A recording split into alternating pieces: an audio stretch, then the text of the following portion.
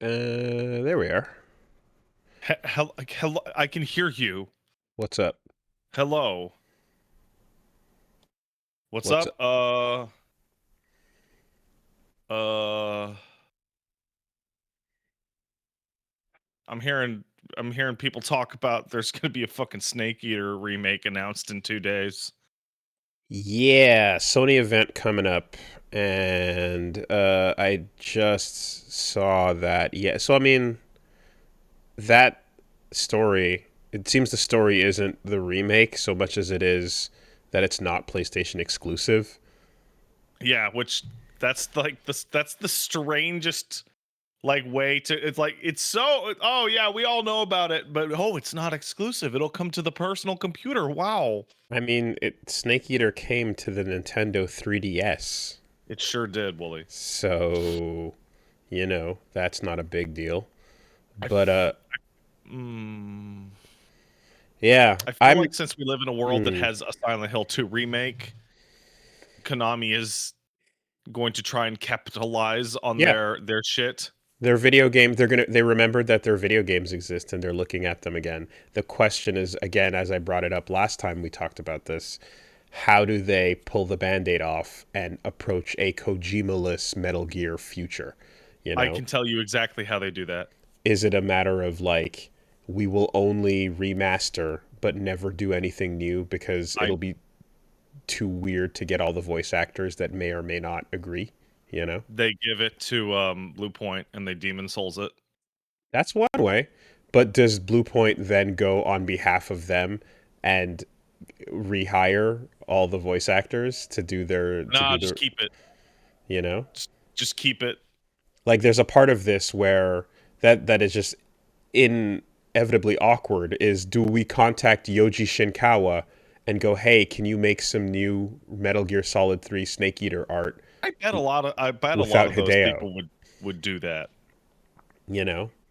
I mean, look, through the we're about power of a paycheck. possibly.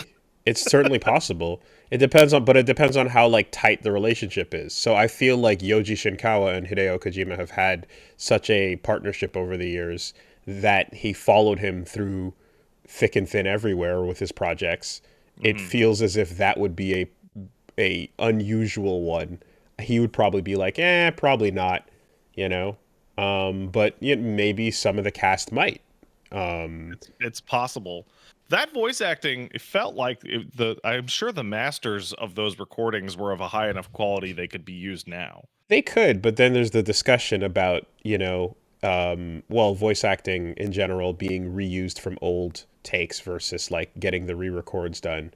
Obviously, most voice actors prefer to be able to come in and recapture the performance and not just use the older ones. Let me tell you, man, if they come out and be like, all new voice cast, everyone is going to shit. Yeah, yeah. Uh, you know, Snake Eater, not Snake Eater, Twin Snakes, though, right? So I I think that is like one of the worst decisions ever made in terms of like remaking anything. Get the same actors to do more tired versions of their existing line reads.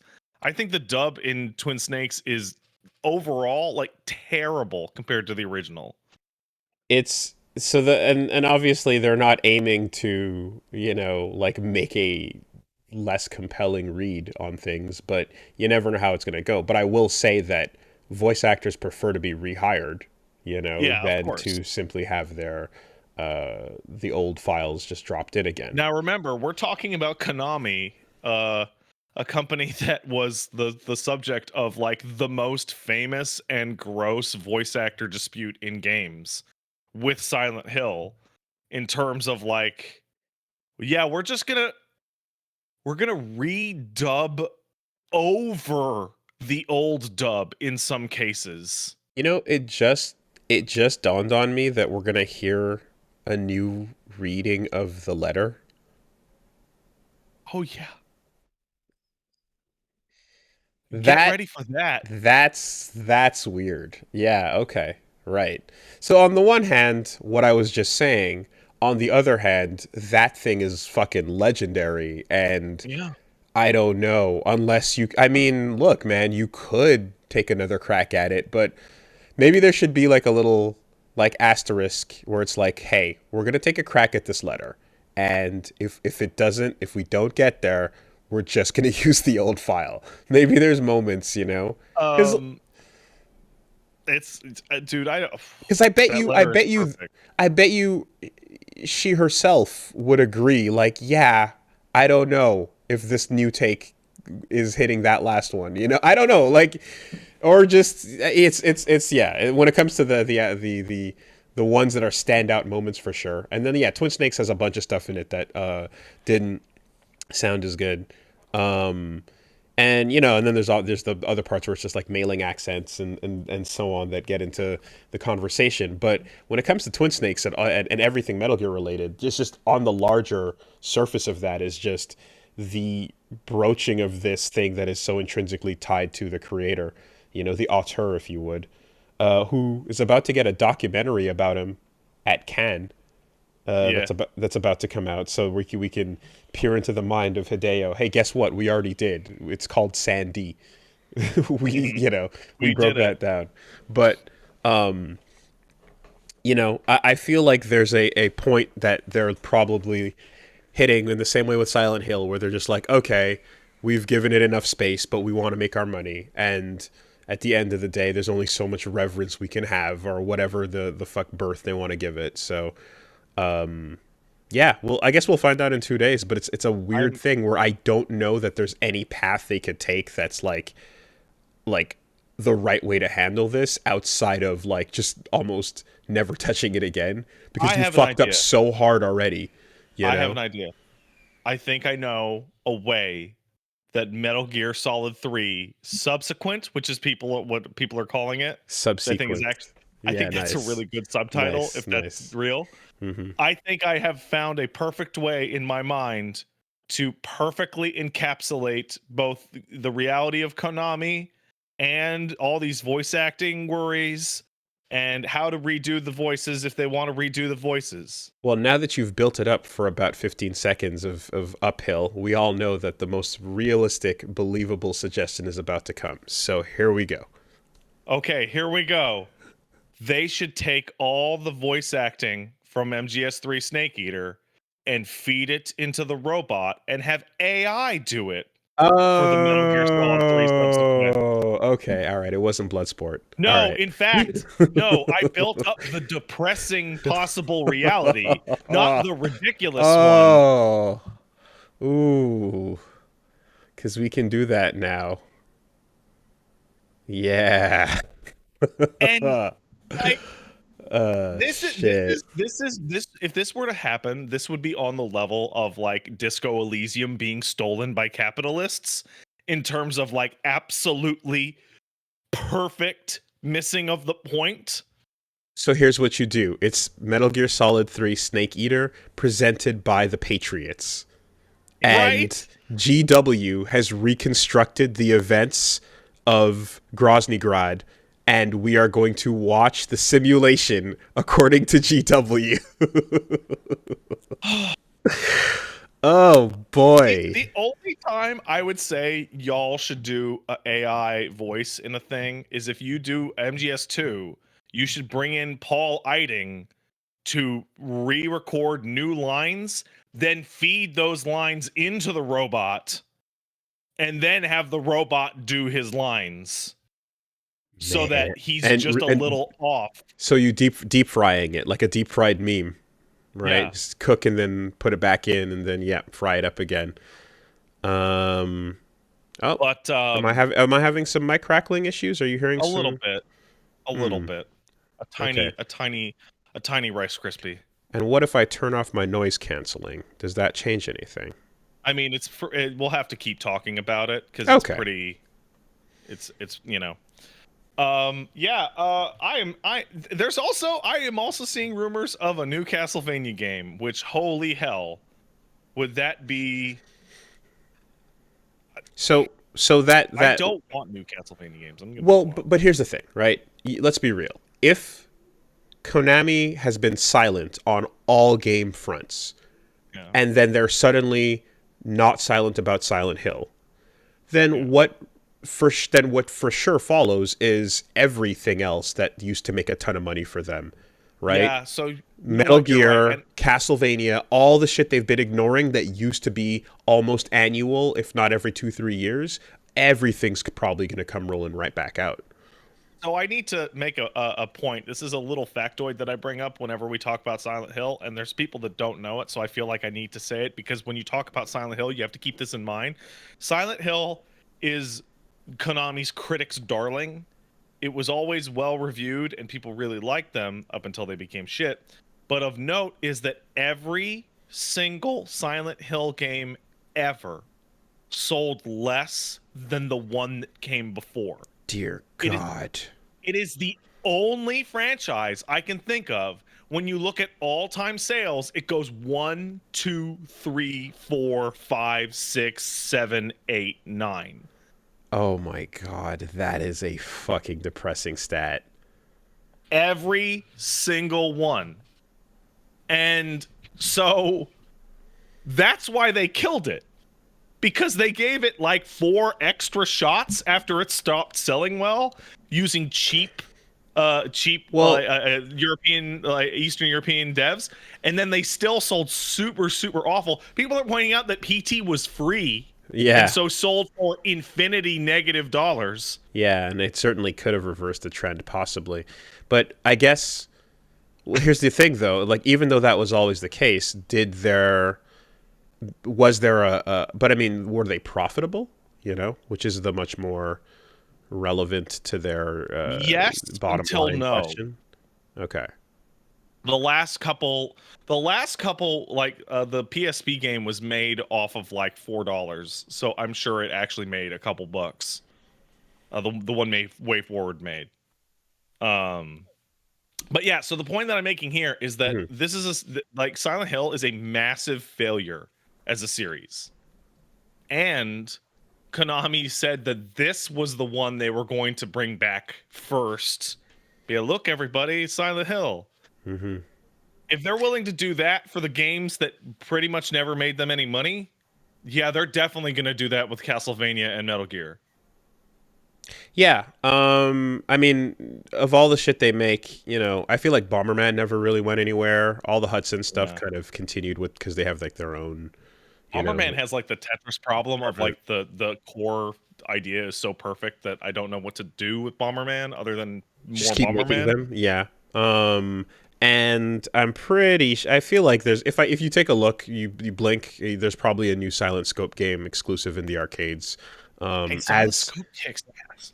right, because the Bamani like arcade division, rhythm game division, that stuff's doing Oh its yeah. thing, whatever. Even though you don't hear about it, but yeah, those console games are definitely coming back. And nobody. I feel like it's like if it's Castlevania, you're like, well, okay. As long as we got Dracula, Belmonts, and something cool going on musically, maybe even the other Kojima doing artwork, I am then that feels correct, right? You can reference the new Netflix show that's a big hit. There's a striking while the iron's hot timing to that. No one would mind, but I am in Castlevania purgatory, man. I'm a huge Castlevania mark. I love Castlevania to the point where when I was playing Bloodstained, all I could think about the whole time I was playing Bloodstained is how it technically wasn't Castlevania and how I wasn't going to fight Dracula and how that kind of ruined it for me. Despite that being like nothing, that's literally Mhm, like a sticker mhm. or like a logo. Well, And now I look at Castlevania for real and go, but I don't want Castlevania made by anyone but the people who used to make Castlevania who well, left. that's the perfect like ender to what I was saying because here you have like Castlevania for real with the names and the brand and the music and the yada yada, but Iga isn't the name on top of it. But Iga being on Castlevania, right, seems to be less of an impact or less of an issue than Kojima not being on a Metal Gear. You Well, know? my main concern there is mainly because like it doesn't have to be Ega, but I don't want it to be Mercury stream. Right, right, right. Mercury, the planet steam, the first planet around the sun steam. Yeah. Although don't throw out the 2D idea certainly, right? But they could Metroid Dread it. You could make a proper new entry that doesn't have to be a 3D thing. I'm That gonna be really blunt. I like Metroid Dread is fantastic, and I'm really impressed by hmm Metroid Dread. I am resentful of Metroid Dread because I don't understand why Mercury Steam made this incredible Metroid game, probably my favorite Metroid game, but they couldn't but figure it out for but they Castlevania. decided to make a bunch of really bad Castlevania games. It might have something to do with Shiggy not being there to yell about how she needs different heads. It might be. It might be. You But might like need Shiggy to float through the office and yell at the team that Samus needs different heads. That I might see be it. someone in the chat say that, well, Nintendo's a better publisher than Konami. Absolutely. However, my little baby fists and my tiny baby feet stamp and flail, hmm and all the emotion I have is, why Metroid good, Castlevania bad, same people? Yeah, Same fucking thing, too. Like, they're really close. because They're as close as two series has ever been. while Shiggy with a Master Sword holding it to your throat to make sure that you make Metroid Dread good, versus Konami going, No. you know, do. We got Picard for the last one, so I don't know. Do what you want, right? Yeah. Um, I do think that that is Metroid Dread is proof that like they can do it. It's certainly there, and they got there afterwards, right? It was admittedly after both of the Castlevania. What were they called again? The Mirror Mercury of Steam Fate ones? Yeah, 1 and 2. Anyway, and Lords of Shadow. And um, I have a question. So, like you mentioned, the iron is hot. So Konami has decided to bring back Silent Hill and maybe Metal Gear and maybe Castlevania. But like, is anybody weirded out that like the Castlevania anime was going on and being hot as fuck for like 6 years and just nothing? they couldn't figure it Absolutely out nothing. because someone somewhere in an office that hadn't thought about video games for a decade went, right, that's a Oh, thing. Wolves, I don't mean to cut you off, but you are in fact popping quite Okay, strongly now. all right. Let's see what we can do about that. Here, a little live fix never hurt nobody. I'm gonna drop my That's recording volume. I have turned my stream off by accident trying to live fix. Okay. That is not true. Well, I've dropped my recording volume down from 100 to 76. I'll now further drop it to 60. And then I'm going to turn my noise canceling. No, it's still off. And I'm going to drop my stream volume so that you'll hear me lower and lower. So I'm down about here. Now, It sounds like your Windows volume on your microphone. Windows volume on my mic. You know, the fucking volume mixer sound settings thing. I do. That's the one that we always fight with at all times. Are you hearing peaking, or are you hearing just a crack on certain sounds? Just a little bit of cracking. Okay. Well, Isn't this fun? Isn't this always fun it's to the do? best. It Oh, I is, love it. in fact, the best. All right. Yeah, somebody in the chat, while you're doing this, somebody points out that Vampire Survivors is getting an anime before the existing Castlevania anime got a game. God. Yeah, that's insanity. Like, and it deserves it. Okay, I dropped that down too. I don't know how. Am I just getting quieter? Are you still hearing it? I am not hearing it right now. Hey, somebody asked a great question that I don't know how to answer, but it's fun to ask regardless. How is audio this difficult when it's just settings that should just never change? That's a great question. That's why you still see these problems this many years in, because when they don't change, sometimes they just suddenly change. Yeah. That's what sucks. Hey, Wooly, you want to hear a really fun one? A really fun one? Paige was going to play Bloodborne last night on this setup. So I go, okay. So I come over to plug the PS5 into the AverMedia capture card. No longer works. There you go. Specifically with the PS5. Wow. Okay. It still works with the Switch because I've been playing Zelda. I haven't found it. Oh, did it's an working. update put HDCP back on? No. So No? I took 2 different PS5s and every cable in my house. Yeah. No. And then you know what my favorite part is? You go online. Hey, PS5 not registering with AverMedia 573. And what do you find? You find a 2-year-old thread. Hey, this exact problem that is happening to you. I can't fix it. And then like updates every 6 months of people coming into the thread going, hey, did you fix this? I can't get it to work. And then the answer being, no, I had to get a different capture card. Great. I had to pull apart the setup over there this week because on one of our sessions we had some sound issues, and then like I'm like, okay, well, what is it? And we've talked about the Windows update things where like, yeah, that's a guarantee that something's going to fuck up almost every time, but that's almost better because it's predictable and because you know exactly what caused it. The problem with what's happening now and what's happening over there is nothing has changed, but suddenly something doesn't work, right? And then it's like, is it a wire that is suddenly, is it this? When I move this? No? Okay, well, what about the next step? And what about the next one? And it's like, what the fuck? Literally nothing. I walk out, it's the same. I walk back, I sit down, here I am, but now it's different. That shit fucking sucks.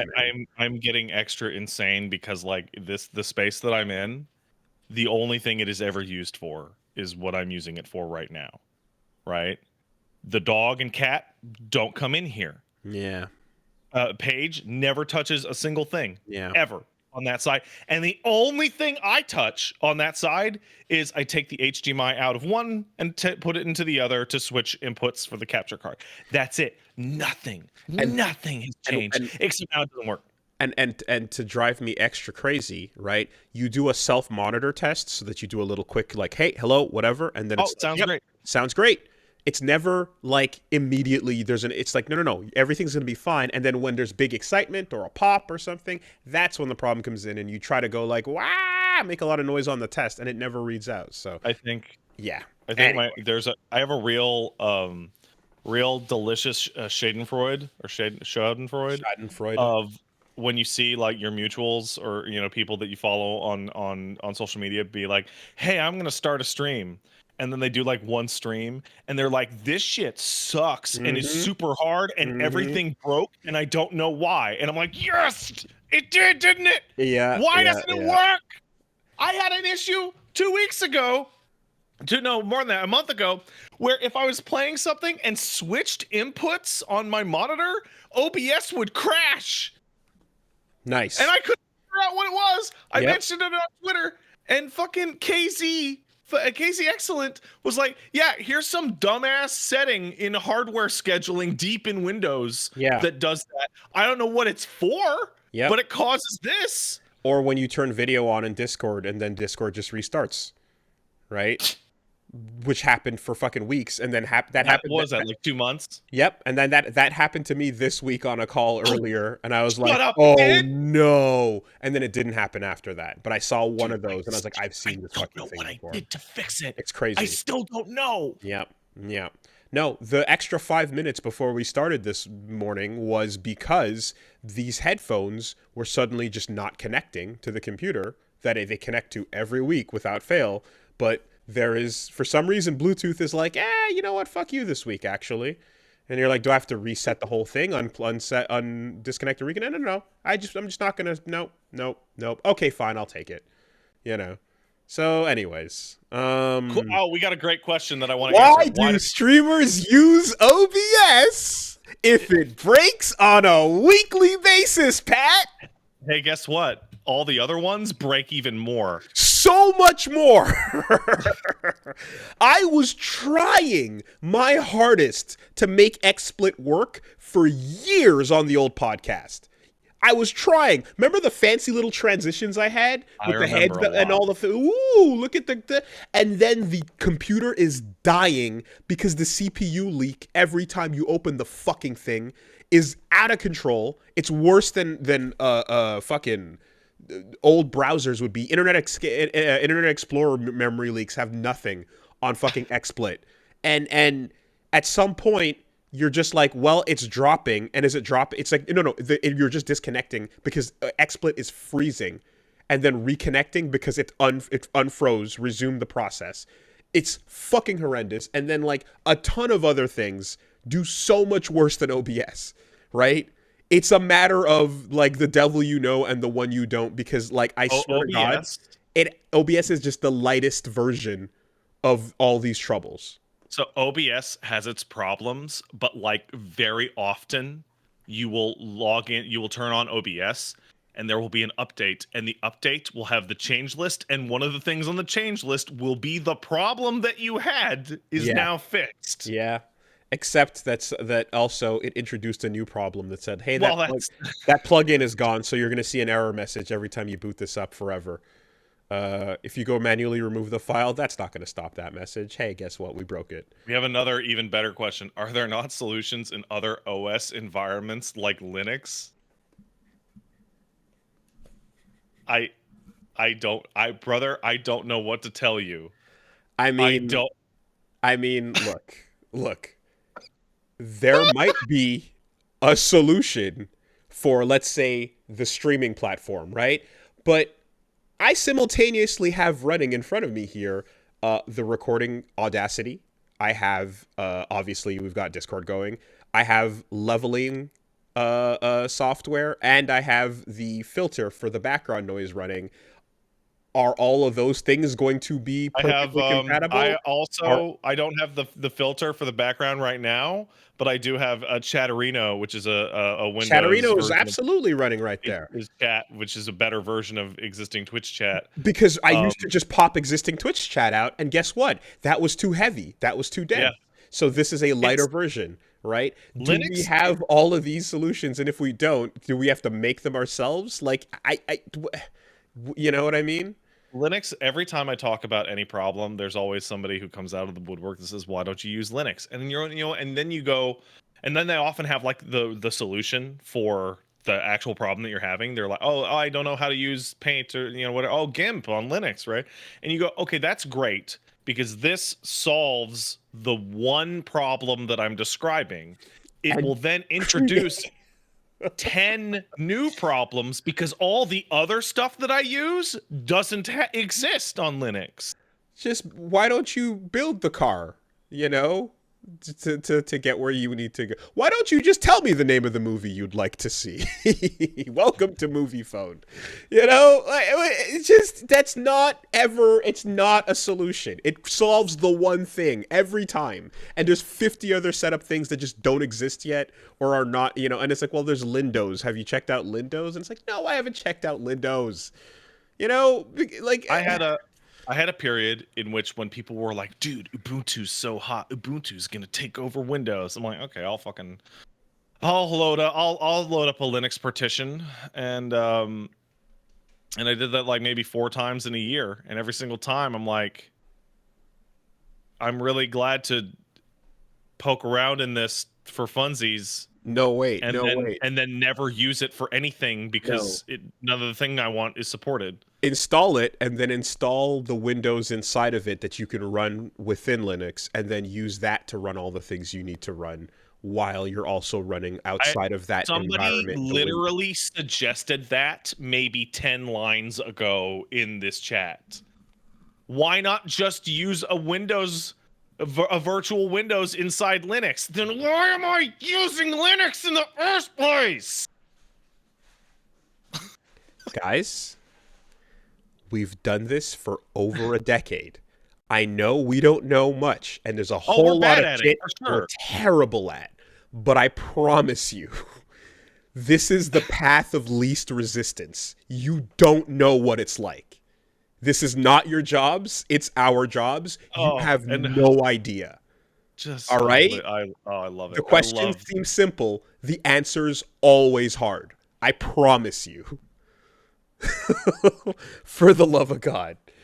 Why Oh, I not love it. just Just point the camera at the screen. Just point a camera at the screen and do that, and we'll be done. We'll be done with this. You know what the real thing is? The real thing is why not just do this for a couple hours and then we just that's it. This is how we That stream. is the actual Just question. pick the phone up. Can that done? Right? Dude, I have to. Okay, I'm gonna kind of out myself. I don't know if this is controversial. I will be browsing through Twitch, right? And I will be seeing somebody that is like, I've never heard of them. They are 10 times bigger than I will ever be. They're wildly successful. You watch their stream for a bit. They're charming. They're good. They're a good streamer, right?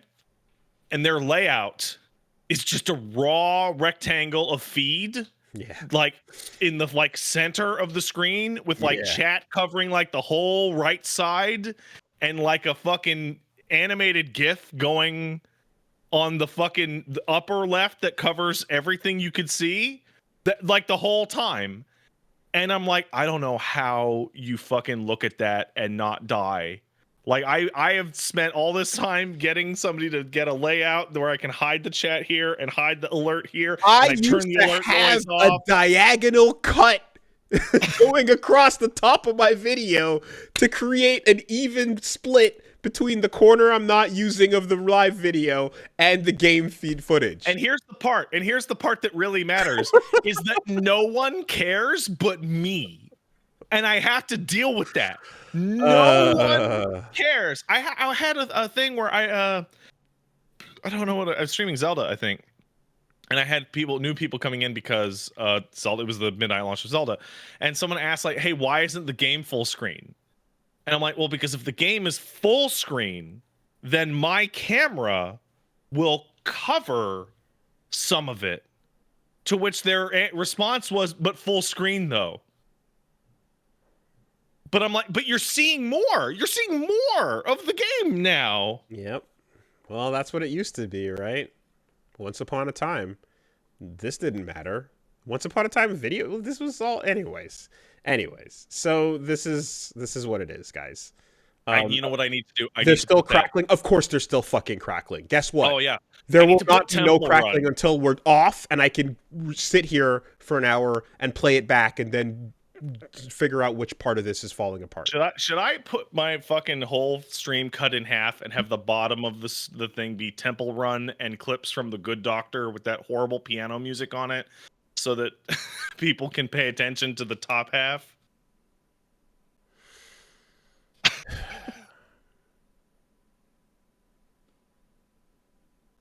I mean, you're basically describing what I in my head sounds like a TikTok layout at this point. That is the TikTok layout. Yeah, okay. It's really it's really funny because the layout I just described on TikTok does have a purpose. It actually has a real purpose that I understand. TikTok is a vertical video format, and they are taking clips from TV and movie that is a horizontal format, and so Yeah. that you got to do something. So they crop it to 4:3 and then put something on the Sure. bottom. I get it, but now the zoomers they can't even look at the top part of the screen unless there's bullshit happening in the bottom part of the screen. Like I've seen one just random footage up top and then yeah, Fortnite running at the bottom that has nothing to do with anything. And then I've seen the like clip where the footage is this big and then larger taking up the rest of it is just a really big close-ups of some guy's face where he's not actually saying anything. He's just watching and going, You know, I forget. So okay, "Oh," so I and just don't know who making it face. is. And it's like it's just the epitome of like I everything that is awful. Someone is going to be able to someone's going to be able to tell me who this guy is because it's the funniest content I've ever seen on TikTok. Okay, it's like a video of Dragon Ball or Yu Yu Kaisen or whatever new battle anime, whatever. Yeah, all right. Okay, and then that's the top, and at the bottom, it's a black guy with glasses, and he's got a black hoodie on with white strings coming out, to pull the hoodie, and he is leaning back as far as he can in his chair with his hood over the hoodie, and you can see the video reflected in his glasses, and he is watching like 10-minute long clips, deadpan, deadpan, not a blink. Like, you're like, is he alive? Is this a still? No, he's just like the That most you'll get is like a minor nod, just like, oh. yeah, that sounds like how normal people watch normal Yeah, things that is how normally, people watch anime. Yeah. and that's just it. Like, but there's no, yeah, that's the opposite of turning it on at all. It's just there's literally nothing there, right? And it's like, why are you on the What's the screen? point? Get out. When you Uh, gotta do that React content, you gotta be dynamic, man. Come on. Unless you're Dr. Han, but that's a whole different thing that I don't even want to try and explain why I've been laughing about it for a full week now. I don't even know what that is, but you know, The Zoomers will understand. so this week, right? My father-in-law came to stay with us to take care of some stuff around the house that we were also like working on, reno, yada yada. Mm-hmm. And it was one of those things where um yeah, it's super handy, knows how to fix a problem, can do whatever it takes, and I'm kind of like, yeah, the Street Fighter 6 beta's going on, but should I be walking around with a wrench and a fucking like What, tape so measure just to hold it to be like, just hey, okay, that's the just question. like Are you I'm just doing gonna it just to hold hold it. it? Oh, like Because that I'm was what I used to do I'm when my I'm dad would come help ready fix to be something. handy, and I'm yeah. What am I doing? I don't know, I'm but just yeah, I'm I'm the up nurse here. in the operating room. That's And it. my dad's like, hammer? I'm like, here's your hammer, Dad. Oh, I don't even mean like that. I mean like just walk around the house holding it, just in case you need to look like you're ready to do something handy.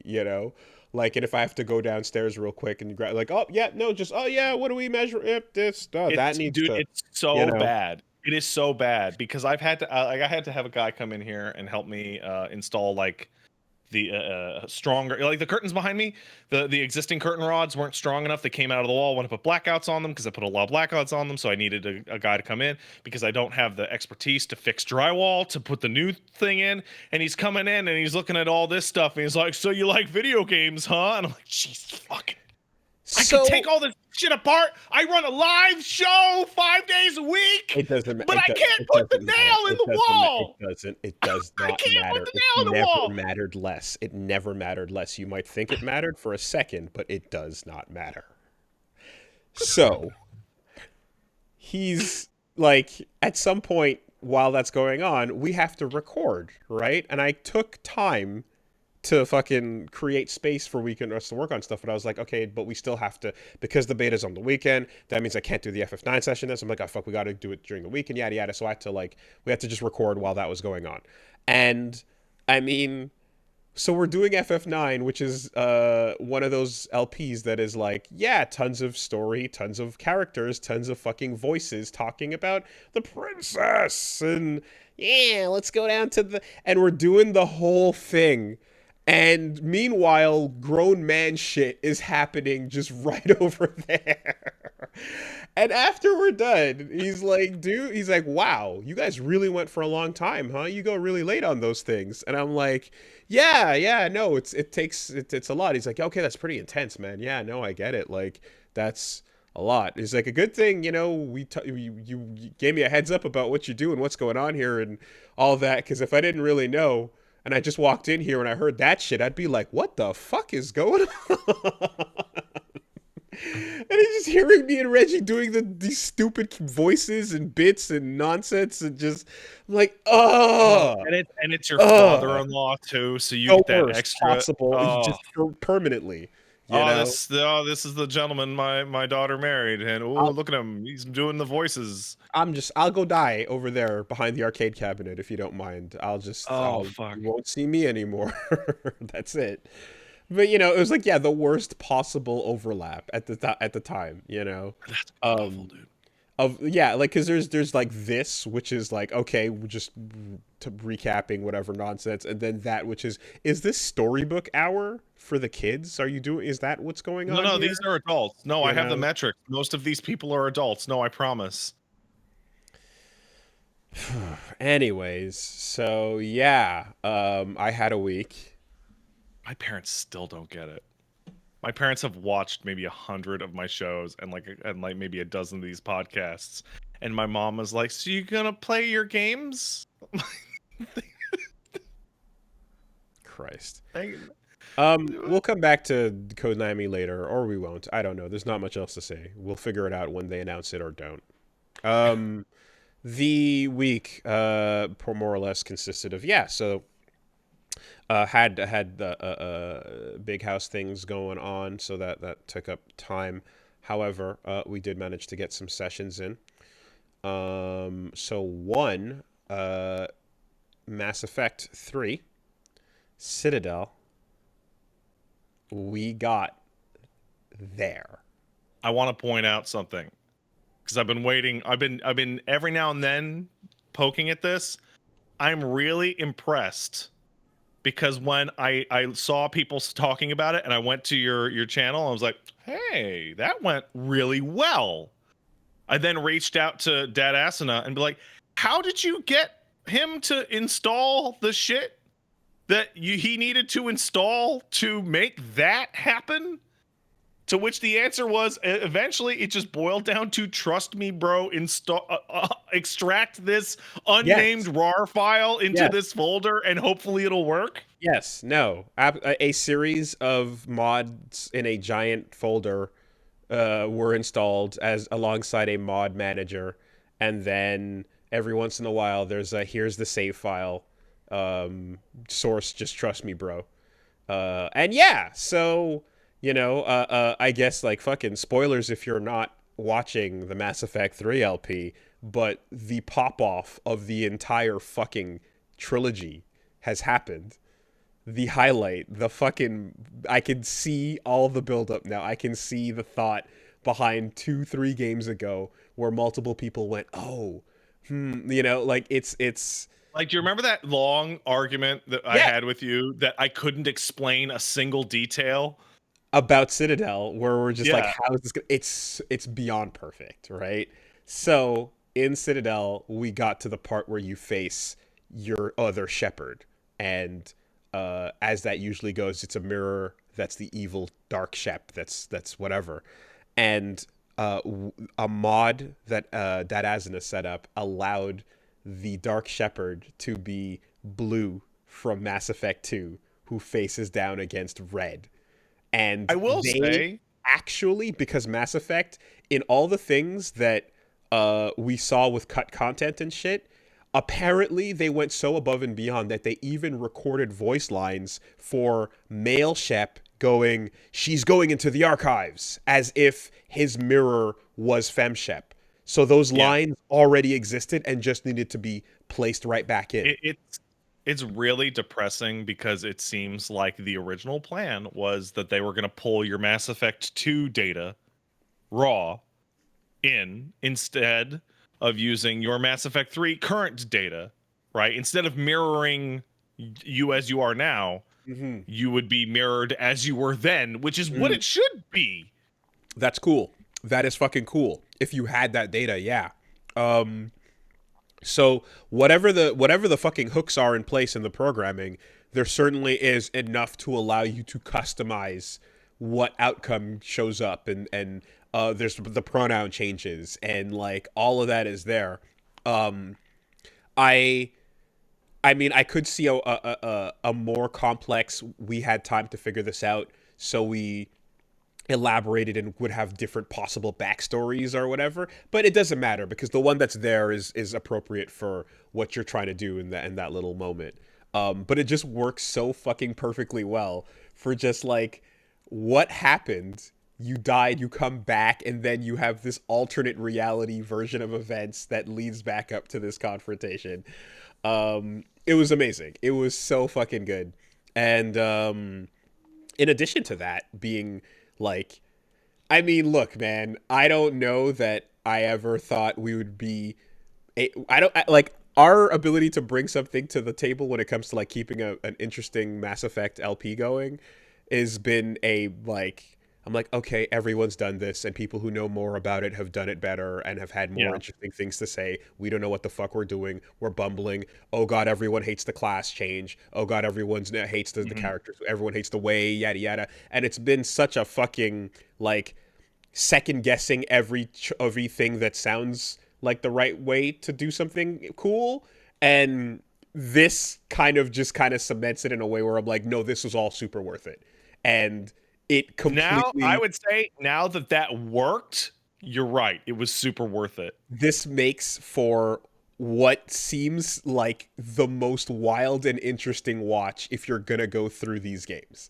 And I'm happy that we can deliver that. And if some people hate that shit because it's not the right Mhm. way, then all so far that's fine. But the most interesting version is at the very least what I would like to be able to deliver, and I'm happy that we got that at this point.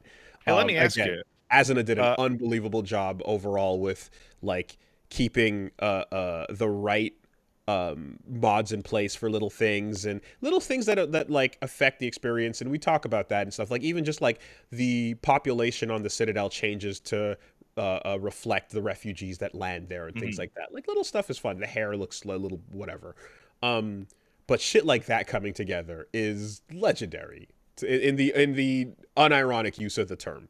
um and we're not done yet, but Okay, so that's my question yeah, because Citadel, I assume you did the stuff with the clone and the we action did the clone sequence. and we've started inviting people to the party. Okay, so I have a couple things I want to say that I couldn't talk about when I beat it because you had no context, hadn't played Mass Effect at the time, but also who stepped up for you to be sad that they could not go on the mission? Rex went, I wanted to go. Rex, really? Rex was the one who said it. For me, it was Caden. Huh. And he was like, he was like, literally, I never get to Yeah. go on No, mission. no, he said that. Caden said, I Okay, never get picked for these things. okay, then because it does pull from your history of who got to go. Yes. Um, Yes, it was and then both. Caden said it, and then Rex said afterwards, oh, I wanted to go. They both said they it, do yeah. something that because this is post game DLC, it's a shame because this should have been in the game's ending. But they actually go, hey, why don't we all go? Why Hmm. not? Why not all of us go? There is a very clear, I can feel the intention of this content being post credits fan service. I can feel it. You guys have told me, so I know, but if I didn't know, I would be questioning it. Because I remember when we first started Bring Down the Sky, I was like, oh, what's with this music being different? This different intro cutscene. Some more Mhm. money is being sprinkled into what would be a normal mission, but it actually has some production value. There's a bit of a Mm. cinematic intro to it. And then you do Mass Effect 2 and you get to the party, and it's like same thing. New assets, new music, new mechanics in some ways. You're like, oh, okay, yeah, they're willing to spend and develop a new type of gameplay aspect, Mhm. and you can feel it in that. In this case, it feels like all of that plus just an apology for something that Well, I don't know yet, right? Because like the moment where you see the kill gallery come down from the top and just grrr, and line it up, and you're like, oh yeah, we've been doing teams of 3 for the whole story, but we're actually a fucking squad here. And if it's we actually rolled together, you're like a platoon. it would be insane if we ever actually mechanically rolled together, but the game was not going to support that for gameplay reasons. But look at what this would look like. Um, Also Citadel, like you haven't done it yet. Citadel's DLC in totality, like there's the action and there's the party. It's fucking gigantic. Mm-hmm.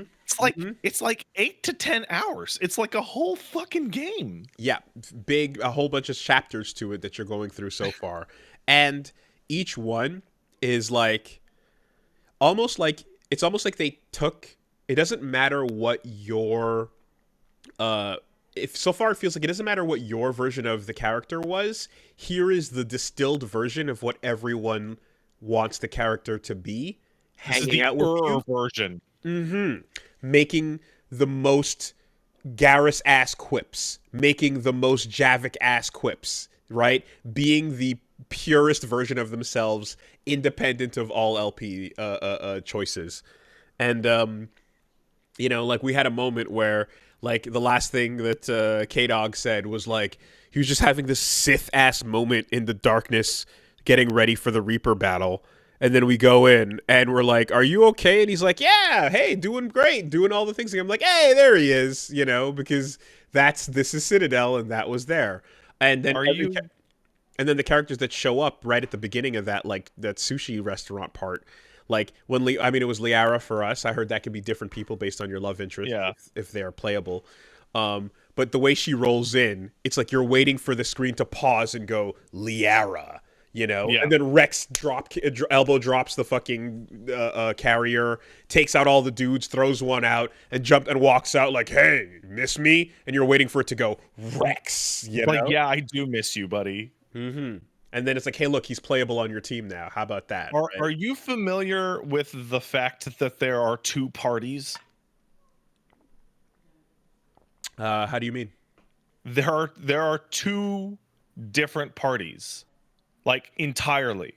So you're gonna go down and be like, "Hey, let's do a party and talk to everybody." Oh, And not you can, groups of people. You mean party party? yeah, you can have the loud party or the chill party, and they're completely different. All dialogue, Wait, all the interactions. you're saying that there's a branch coming up towards two completely separate pieces of content. Yeah. Do you want to have like a fucking Oh, interesting. like a fucking party, or do you want to have like, hey, let's all have, and they're Erasure. completely different. Interesting. Okay. Like that's how much they put into it. Mm-hmm. Where they're like, okay, not only is this thing like 8 hours long, if you want to see both parties, it's like 12. Mm-hmm. And I take that again in this like high budget, like apology peak remember what you loved about these games and these characters kind of like fan service thing.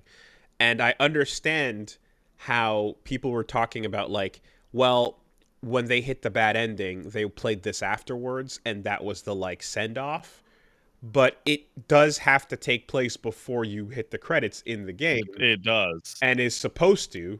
So it's like, are you supposed to go beat it and then go back and load your save up and do that like It's people had to it's do? it's And very awkward. that sounds kind of goofy, and I don't want to do that. I think that seems It's silly. Yeah. I don't know. It is like the ultimate like prequel sequel problem in that Citadel is strong in all the ways in which the game's narrative is weak. Mm. And it's like that because they looked at the ending of the game's narrative and said, we need to improve on this because that's what people wanted. And so they did that. But But if it were, now Mhm. you go from Citadel's biggest strengths are now the ending's biggest weaknesses. And so now the weaknesses of that ending are going to hit even Right. harder. That's kind of the Everyone's been very like clear about the expected tumble because it's either tumble or great a rise after a fall or a fall after a rise. But it would be if you think about it in any other context, there's no other piece of DLC that was like, oh, come back to that after the credits. Actually, Yeah. everything was like, no, this happens before you beat it, so this is what it's Like supposed to be. Leviathan, right? It was Yeah, like, no, exactly. this totally happened in the lead up. Come on. It just so happens that because this is the best part of the game, everyone looks at it as like this can be a post thing because There that's how is we received it. But yeah, we're not going to do that. one of the extended mods, like the integration mods on the old Mass Effect 3, reworked a couple details here and there so that the Citadel took place after the ending. Huh. Like Okay. like actually after. Just like a couple lines here and a couple details there. Just Yeah. Look, I don't. I also don't need that type of thing. My, immersion wise, I understand the Mhm. history of what I'm walking into. I have it. I have more pre-context for this moment of what we're doing than I have ever had for any other LP I've ever done. Yeah. Well, Right. It's a famous big moment. Exactly. So it's impossible to ever have a naked Hmm. response to everything. But all I can really I know that it's supposed to be such a horrible thing and it's going to be hated. The only thing I don't know is what and why. Yeah.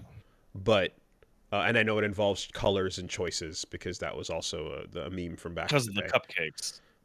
But you know, yeah, I ultimately knowing all of that, it's like, well, let's just take it step by step and see where we get with it. But so far, it feels tonally like this is this is an attempt to be like, hey guys, don't forget the good times, you know. I was and yeah, I've used it before, but I was like the analogy of like the guard, not the garden party, the after party in MCU as the scene that Yeah. I really love, you know, where it's just like let's let's let's lean as hard as we can to like essentially what was the dating sim part of this world, you know. Um but yeah, So like anyways. Oh Citadel's god. very interesting because like from a perspective of like, well, what are they gonna do next? It's like, okay, Citadel comes out and you're like, got it. Where all of the understanding here that saving the universe is kind of overrated. Having stupid little space adventures with a bunch of weirdo aliens, that's where it's really at, right? And then Andromeda comes out and they say, "Hey, listen, you've escaped the big bad. The big bad is a non-factor. We're gonna go to a totally new setting. There's gonna be weirdo aliens there, and you're gonna find out." And in Andromeda, there's one new alien. Mhm. Seriously, Mhm. one Mhm. in that new galaxy. And then you discover that they have their own big bad that you have to solve, and that's the crux of like most of that game story. And you're like, okay, well, drop the ball on that one. Okay, Mass Effect 4, which has been in dev for forever. Can we not have another galactic fucking threat? And can we actually focus on fucking dickhead space adventures, please? Yeah. Please? The whole bit about the highs being high and the lows being low, you know, echoing itself back with every minute to minute we experience of this game, because the first thought I have when we go and sit down with a trainer and watch her have a space chess battle, when they do dynamic letterboxing cuts to their eyes to have this you know anime moment, and you're like, yeah, like why does that little joke with the cuts and the drama of the little effort in that was more lively and fun than the last three major plot missions? Because, well, no, not the side missions as well. Because it feels as if it's like, okay, we've got a mission template generator. You can create certain comm triggers when you walk past a certain battle. You're going to have three Yeah. battles. You're going to have a room to go do plot conversation. You're going to have to reach a computer by the end of it and then get picked up in the dropship. And you know, there may or may not be a group of civilians that are having a hard time, but they're just going to be people standing around, and there will be nothing, you know, at the end of the day, a civilian will tell you to go to that target dot on the map and press A on Yeah. it, right? It, There's a template to all the things that are happening that are like for time and money saving purposes, understandable, but it gets stale, and you appreciate the lore where you can get it. But one little moment of like stupid space chess cutscene eyes is like, oh god, there's some love, there's some fun. Where the it's fuck was that really for the last like it's 10 hours? You know, in a nothing joke moment. like hanging out and having those little moments, and they're giving all this extra flair. Just reiterates to me there's my biggest disappointment about that game by far, by a million, and I keep thinking about it, and I've talked about it a bunch of times. Mass Effect 3 was purported to be, it's going to be the final game in Mass Effect. There's not going to be, it's the end of the trilogy. And we're going to save Earth for something really big. And by really big, you mean the tutorial where you leave The Earth. intro. And Yeah. okay, the main plot points, we're going to go to the capital home worlds. We're going to go to Thessia. We're going to go to Tuchanka again, see more of Tuchanka. We're going to go see the Turian home planet. And by see the Turian home planet, you mean from their moon. Yeah. On a on paper sounds like a huge deal, right? The big end conclusion is let's visit all the home planets we've heard about. Definitely. Hey man, I don't Mm-hmm. want to see Thessia as a pile of burning rubble. I would like to see Thessia the way I saw Ilium, where I get to talk to a bunch of Asaris and find out how insufferable they are because they're so long lived. I don't know what Turian architecture looks like. How come I've never seen a Mhm. one Turian building in Mass Effect? What the fuck is up with that? Their ships are cool as hell. I would like to see their fucking buildings, please. Yeah. The visit to Tachanka the second time around, you at least had that moment of like looking at the lost civilization, you know, Yeah. and then there's a little bit of a holy shit, this is what they used to be, huh? You know, before the nuclear age. Little things like that for sure. Yeah, I just time, money, and Bioware magic, I guess, or all to Just blame. magic, dude. That's magic. Um, and it definitely is just like, yeah, any of these things just uh the mistakes are really obvious clear fixes. There's no like that's difficult, how would you have handled this? It's like, no, there's some really simple things you could have done there. But in any case, midway through Citadel though, this is like, yeah, this is Oh, that's that good stuff. peak good shit. More of this, please. So yeah, that continues. And again, if you've been behind on it, now is a really good time to catch up because it's the fucking peak 3 LPs coming. It was so good. So yeah, Mass Effect continues. Um, Other stuff this week. So yeah, the open beta for Street Fighter 6 went down, and I had, as predictable, a weekend full of that. Um, Or yeah, Javik and Blasto was hilarious. That was a really funny scene. I liked it. Street Fighter 6 is in open beta, so everyone can jump on it, was an open and beta. was an open beta, and yeah, it was pretty cool. Got to go hang out with and talk to some of the old Montreal Street Fighter guys jumping back in. Did some like online locals, so to speak. And the whole time there was a vibe. When we did our stream, though, and there was a twist to it. And I apologized to Reggie after the fact because I'm like, hey, sorry if this was a waste of one of the beta days, but Hard. we had a stream that was all modern mode. Yep. And that, I feel, was an important thing. I feel like we needed to do that because I wanted to know, and I wanted to prove, and uh uh like I wanted to discuss what modern means, right? Because overall there's been, we've touched on it here and there and stuff, and like we've started to see like the as people are finding more about it that have not been paying attention, there's like it's coming up as we're approaching the launch more, and people are like, ooh, is there a problem if I do, which is funny because it's reminiscent of back in the older fighting game days. Whenever you'd pick a character and it would be like easy or regular, people would be like, oh, I don't want to pick easy, that feels bad, right? So And then you'd be like, actually, you really shouldn't pick easy either, because easy is like way weaker than regular. there's some downsides or disadvantages and stuff that is just, Only downsides when you pick like easy in like Marvel or something like that. but a lot of that didn't go into people's decision. It was mostly just about shame. It was about feeling bad about having to Yeah. pick a mode that What are was you, little popular and baby everyone man? else You did. pick your easy mode, little baby man?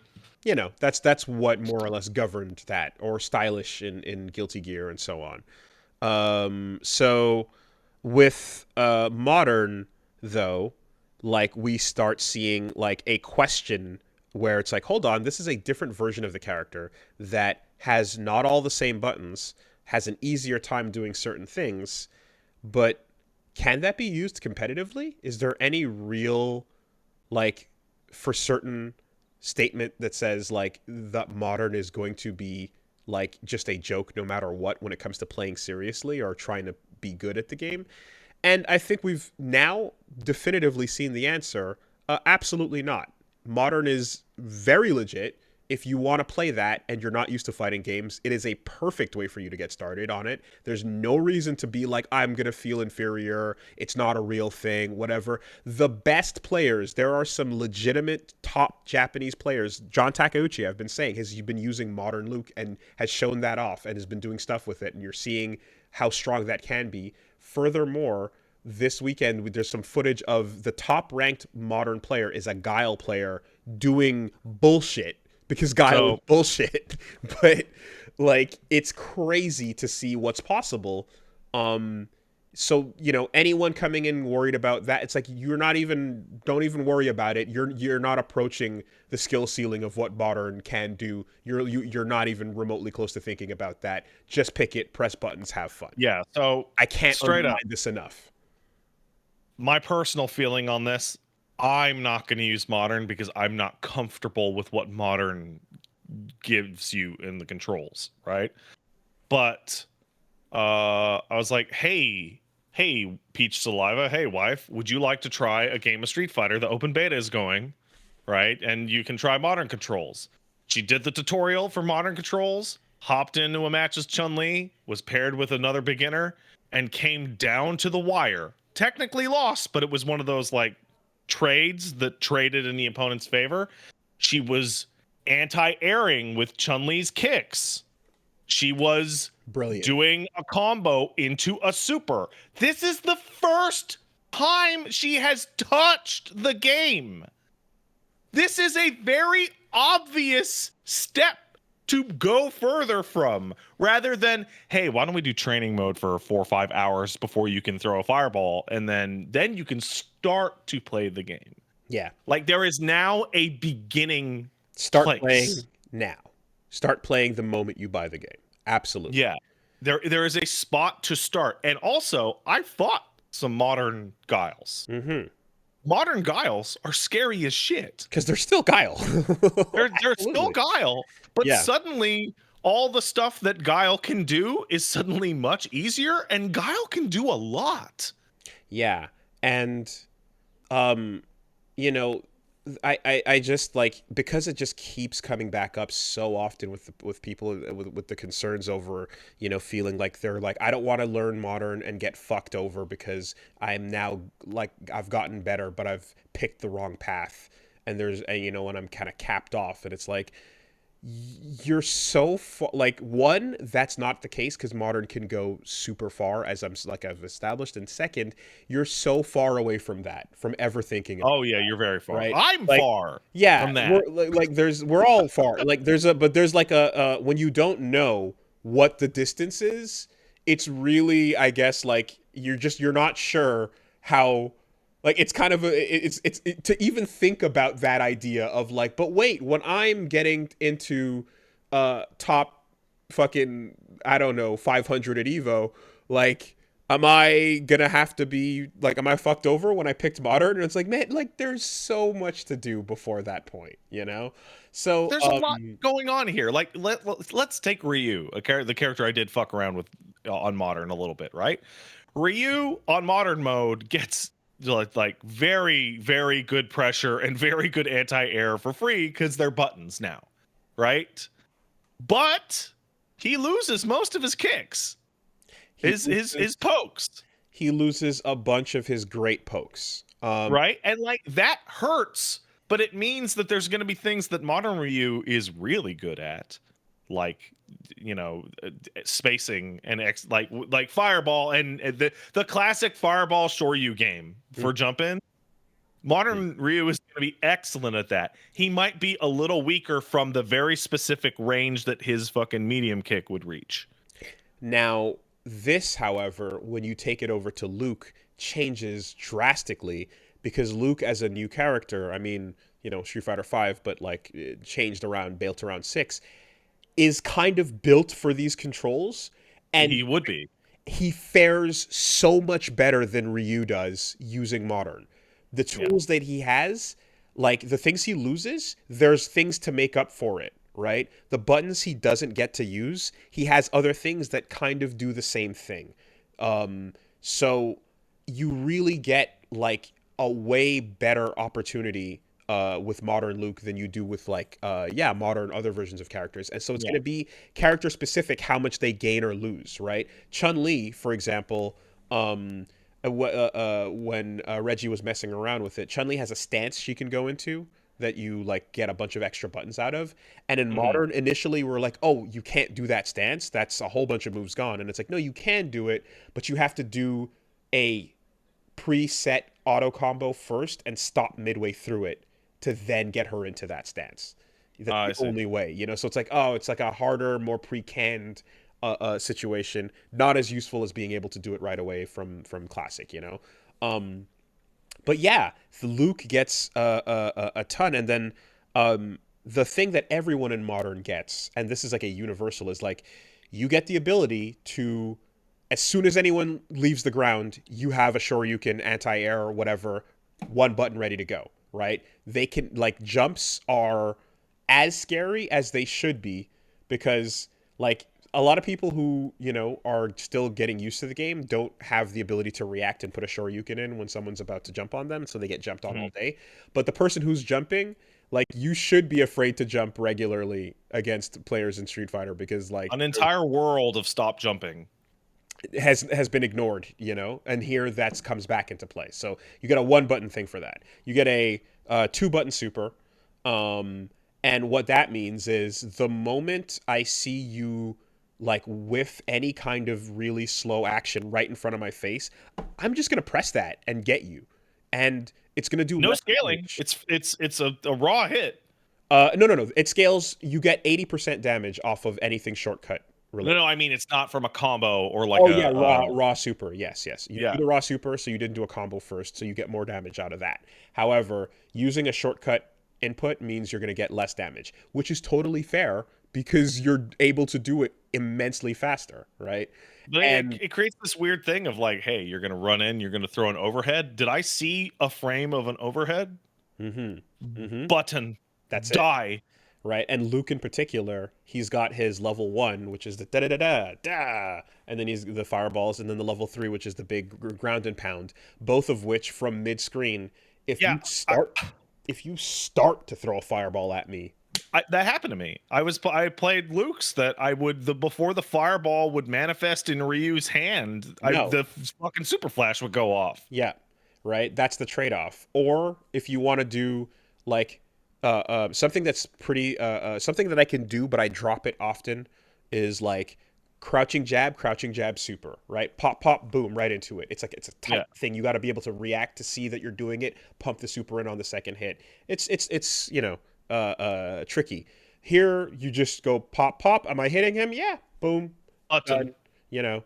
So I played modern, yeah, for the entire stream, and was just playing as like advanced of a modern version of the character as I could, and it presented some issues that are very real. One of them is clear: is if you are used to the classic version of a character, if you've played Ryu for the last 30 years and then Yup. you switch to modern Ryu now, you're going to have that hard onboarding time. You're going to be like, I'm not, oh God, what? Right? That's the situation I ran into. I tried modern Ryu once and I was like, where's my fucking medium kick? I Yeah. want my medium kick back. Yeah. Because you know what it is? You're now playing the Tatsunoko version of Ryu, Yeah. you know?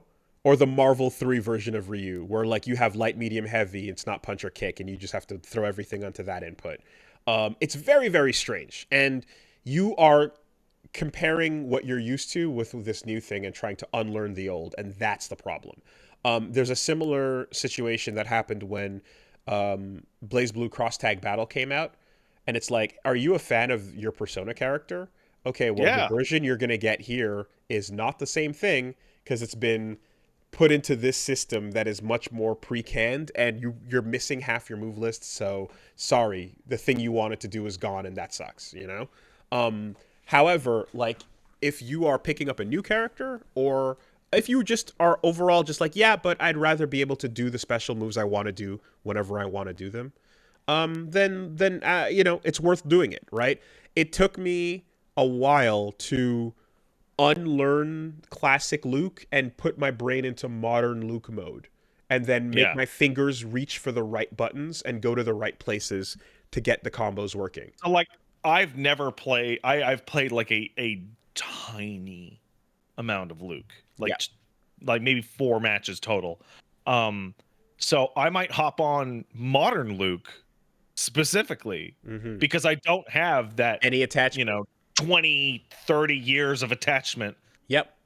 And I kind of went, all right, I can't do the same button combo that I used to do because that button's missing. I can't pressure the same way. What can I do instead? And so I found like replacement combos that were like, a little less damage, but still decent, still reliable. I found, ways to pressure and like kind of do what I used to do with a different button instead. Um, and then like I can see as well a little bit of a like a goal where I used to do like let's say like standing heavy punch, drive rush, and then I'll go into crouching medium punch and then crouching Mhm. heavy punch. Right, that's a thing that Yeah. Luke can do. If you do it in modern mode, to get crouching medium punch, you have to hold combo assist button and then press the medium attack. And the first hit of the assist combo is the crouching medium punch, but no Mm. other version of that no, but that's the only way to get that button out. Yeah. Right. Okay. So you have to now learn to hold the assist button to do a moment but to do one button, then release it to go back to crouching heavy punch for the next part of it. And that's Yeah. again a whole bunch of muscle memory that you're just brand new to and this is where like if you want to get used to modern and you start getting good with it, you're going to need to get like the hang of holding assist and then taking it off, Yeah. um but in any case, yeah, it like as I'm sure you guys saw, like we were having these hilarious just moments of like every time someone did anything that you would have a difficult time reacting to with your normal input, but the Die. modern super just killed you. We're just humming, I am the modern man. Like it's perfect. You give your soul over to Babby D, get the M on your forehead, and accept it. It's real and it's great, and I think it's gonna do an awesome job at the beginner level, the intermediate level, and high level play. We're gonna see the zoomer that shows up never playing Street Fighter before, that is like, oh, this is fun, I get in this way, and then just keeps going and keeps going and keeps going and becomes a regular scene threat with Mhm. their M character. It's beyond legit, man. I saw a lot of great stuff this weekend on that beta. I saw I went to the Street Fighter Reddit, which I've started following now again because there's lots of new people there talking about Street Fighter. I Hmm. saw an attitude that is relatively new. And I feel like it's a combination of modern controls and the excellent netcode. I'm seeing people post screenshots of like their win-loss, and their win-loss ratio is like 40 to 580. Like Hmm. like at like losing 95% of matches and going, "Yo, I'm having so much I'm having fun." so much fun. I and like if you look past that, it's like I can intuit that like a lot of those players are like, I'm having fun because I feel like I'm controlling my character. Like losing in a fighting game, particularly as a new player, has often felt like somebody gave you a busted controller I to don't know fight what I'm against doing. somebody. Where's the It's gas like pedal? What my is this? character is Yeah. not doing what I want them to do and I lost. Yeah. Mentally, I might be able to have a real match. I'd probably still lose, but the things I want to happen just aren't happening, even on a basic level. Yeah, the intention towards what you tried to do, even if that was the wrong thing to do, the fact that you couldn't do it and then you got beat up feels bad. It's Right? So because you're feeling the lack of knowledge and the lack of execution ability. yeah. So that's been great. Number 2 is I want to shake the hand of whoever thought it was a good idea to put a chat room in that battle hub, because that is that is the shittiest place I have seen in a fucking game since like the World of Warcraft Barons chat.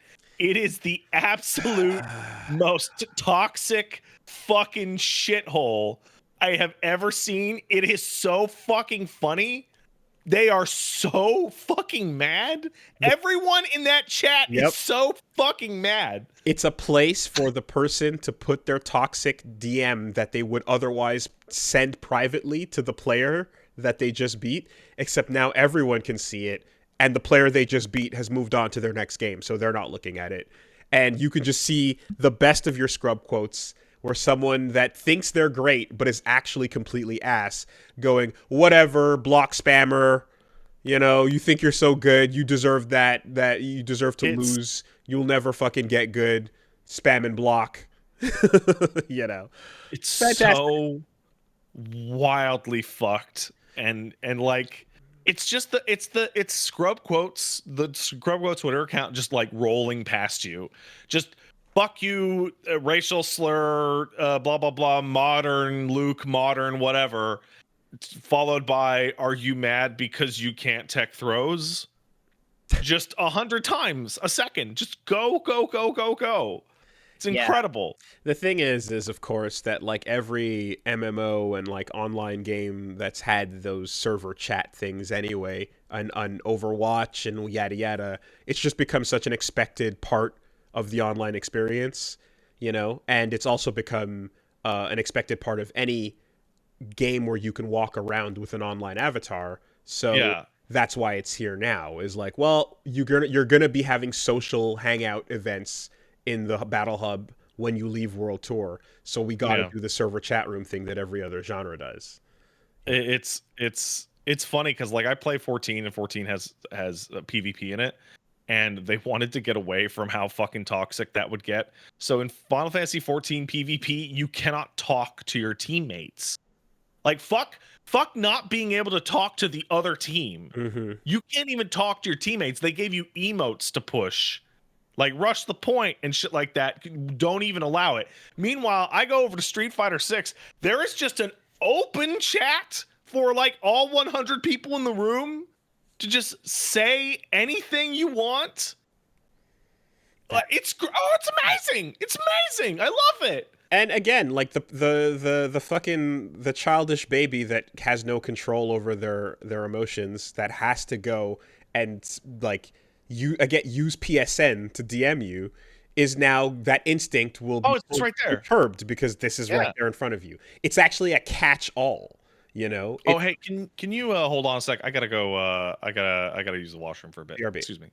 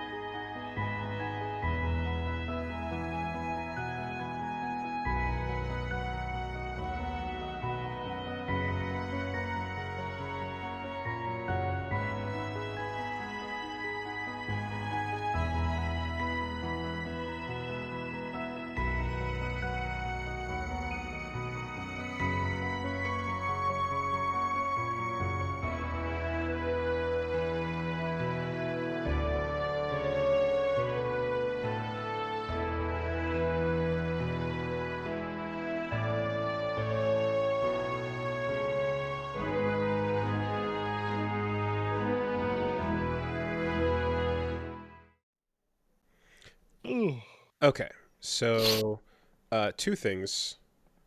One, just on yeah, on the Street Fighter bit, wanted to say uh that so jumping into the servers at different times and stuff, I think it bears mentioning that at least on my experience, it was not all toxic chat.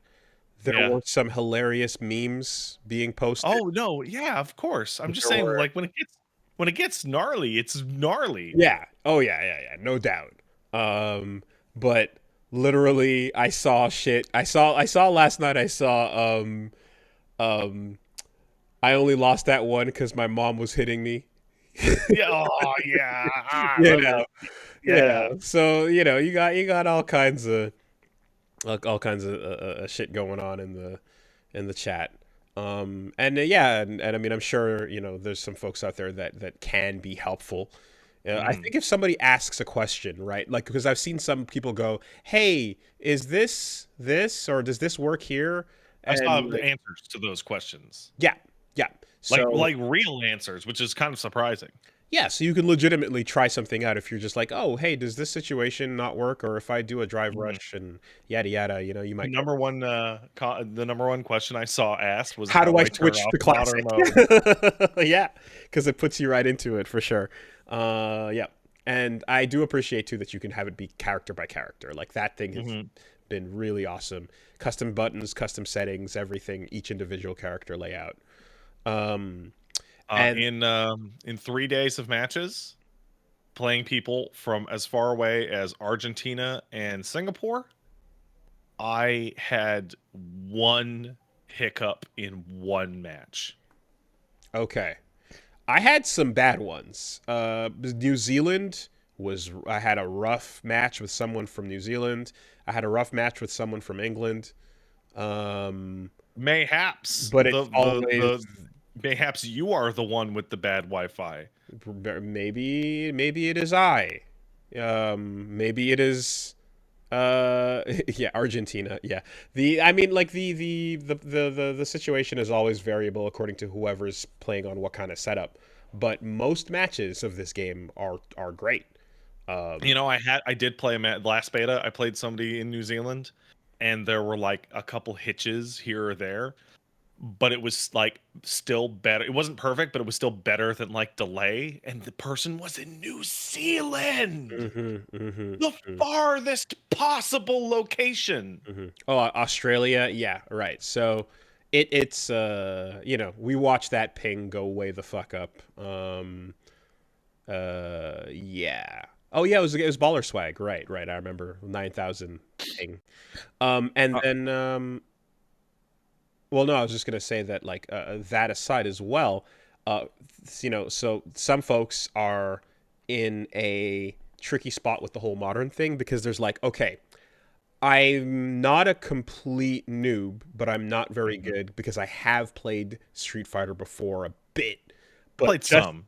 just enough that I'm like, yeah, the classic feels right, but I still can't get those Hadokens out as much as I want to.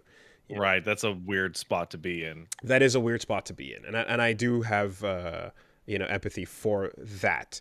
However, there's a great incentive, and that incentive is what better excuse to learn modern than when you take your wacky, stupid world tour character, put all kind of bullshit moves on them that are from other characters that you don't know and that you're not familiar with, and you're completely playing a brand new stupid thing that you just made up. Why not use modern for that? Hey, I'm gonna make a character that's exactly the same as Ryu in every way, except for the part where instead of Hurricane Kick, I have a spinning pile driver. Give it SPD.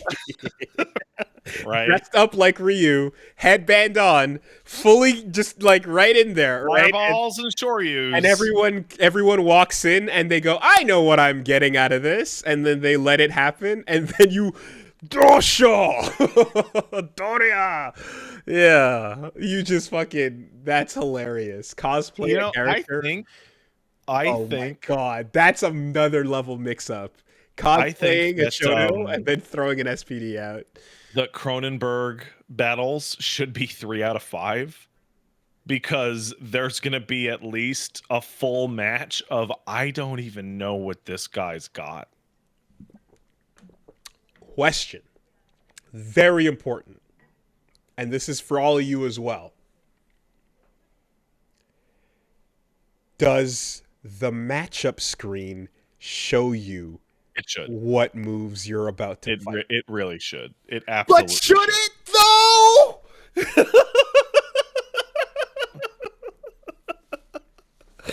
But should it though? I hope it does. Counterpoint.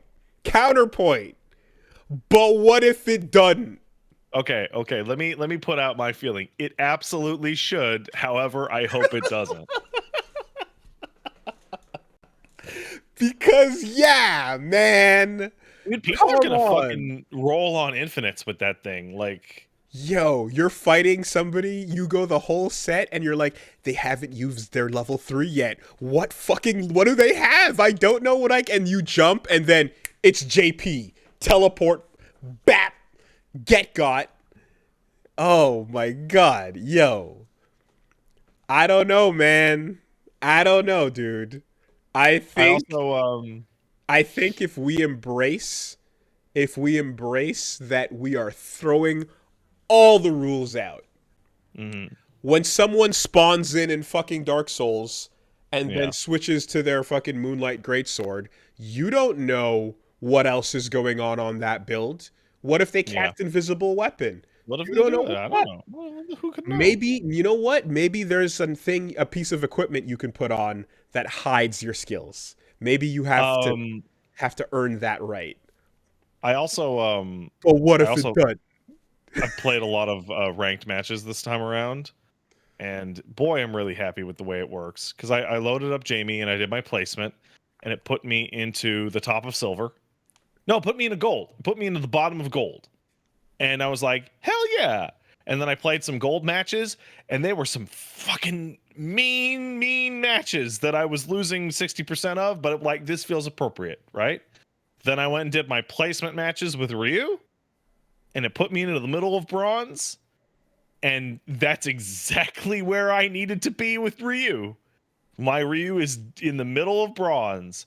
And this is a really minor thing overall, but for fucking Street Fighter 5, playing 300 matches as Abigail or Geef and getting up to like the top of silver or whatever, and then switching a character and then going, you're the top of silver, right?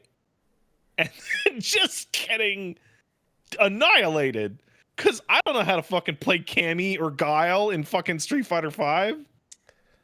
I had a violently different experience with the ranked system Oh yeah. so far in this beta, and I have a finger up in it because I have questions. Mm-hmm.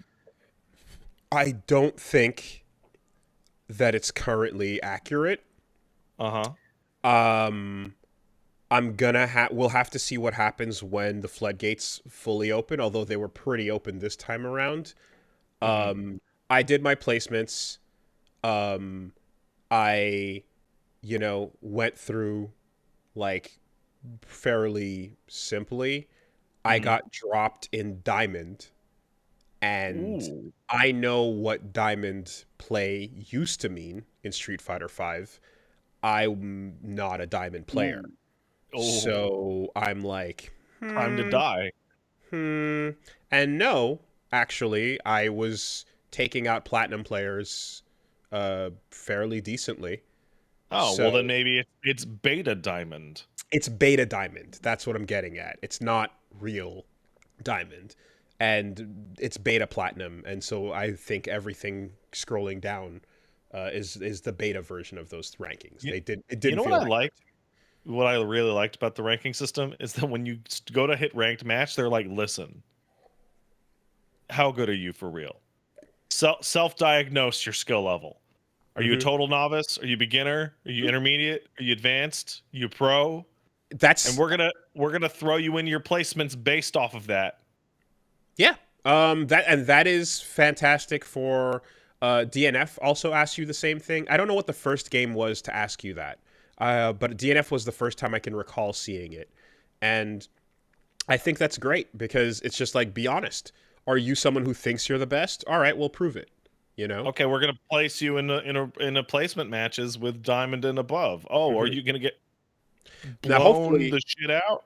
hopefully it works, right? Hopefully it does actually, um, you know, reflect the challenge you get sent, and then what you perform and how you do it, yada yada. Um, but no, I'm just kind of like, yeah, what Diamond meant back in Street Fighter Five was that you were a step below Master and then Grandmaster. Yeah, Um, and I don't I don't feel, think it means that anymore. yeah. I So don't think that's. we're gonna have to see what the thing is on that. But I'm like, I wouldn't call myself that for sure. Um, you're Diamond Dogs now. What do we what we do get that matters more? I would say is, yeah, I'd say like if you want to have that like the ranking number that goes next to your name, like they had that for old ranking as well, where you know, and it's like there should be a cutoff point where it's like I don't really care if I'm ranked 1,500,000 3, you know what I mean, like ranked 9 digits. Like it because being able to climb it even minorly is appreciated. Yeah. Okay. I feel like the system that we saw in Rising Thunder, Killer Instinct, and a couple other games was there is a threshold you hit from that, you know, bronze to gold to silver to gold to platinum and then beyond. And then like once you break that kind of platinum level, then you're like, okay, now you just get a number. Hmm. Uh, I think that felt good, you know, because it's like, okay, at a certain point, it's not just like what the label is. It's I want to know how many people I'm you know Hmm. climbing towards. But early on, you kind of want that personal achievement. You know, it's a bit more um, widespread versus just like those numbers. I think if there's like enough of them, when you're in the again, you're in the ninth, you're in the 99th percentile. Um, it's at a certain point you're not really paying attention to that number. It's so big that it doesn't matter, right? Number doesn't matter until a certain point when it starts Hmm. to matter. But if you're just playing and moving up, you're just like, "Ooh, cool! I got to gold I now." like it when the number go up. Hmm. That's Yeah, it. yeah. I guess. There's It's a, also something like, even if it's not accurate, being able to say like, "Hey, I'm the 79,400 best Street Fighter player in the world." There's only 79,000 people that could beat me. yeah. Whatever you want to feel. I guess it's a question of like what types of metrics do you show the player, because that has a massive effect on your mentality, you know, in these games. Um, And as we know, right, no game has to couch your losses softer than a fighting game does. Here's Um, the thing, though. Now with modern controls, like genuinely because of the modern control and the easy availability of quick matches, I think that's just as important. We're not talking about that as much. We talked about that in the last couple, but like matches are quick in Street Fighter 6. I mean, getting matches. mhm. Like you sit down and you play and you play and play, you hit training mode, rank matches come in very quickly. People seem a lot less salty about losing in general because it feels like they have more control over what they're actually trying to do. More And then like, opportunities to do them. yeah, because like when you were, I remember playing like Xbox original on 360 third strike matches. And when I fought somebody that blew my ass out and then I had to wait 15 fucking minutes Yep. for my next match, yeah, that was pretty fucking demoralizing. 20 actually, because there's an extra 5 minutes on the Ultra that Ken is killing you with. Yeah. KO. And then he continues. Um, I think we're gonna have to watch and see, but the ranking system in these games, you know, there's always been a like, is this right? Is it not? You know, how should it swing elo back and forth? Rising Thunder had a very real, transparent ass like you're gonna win a match, you're gonna get destroyed another in the next match. You Hmm. know, like it's throwing you someone way above and someone way below your skill level intermittently or Yeah, the interchangeably ping pong elo is until not fun. eventually it gets down to a stabilized place. But it's so obvious for such a long time, you know? And what feels really bad is when you know that that's the case. So you have a match against someone who's supposed to be on the weak side, and then you lose on that side, and then your next match is, oh, here's someone really bad. And now your new high is it's like they're like, oh, we thought you were like this, but you're down here, so now we're gonna do this, and Hmm. then okay, all right, I believe that's been the argument of people's frustration with Call of Duty's matchmaking forever right, skill is based that MM. is is that you're just ping ponging between children and professionals.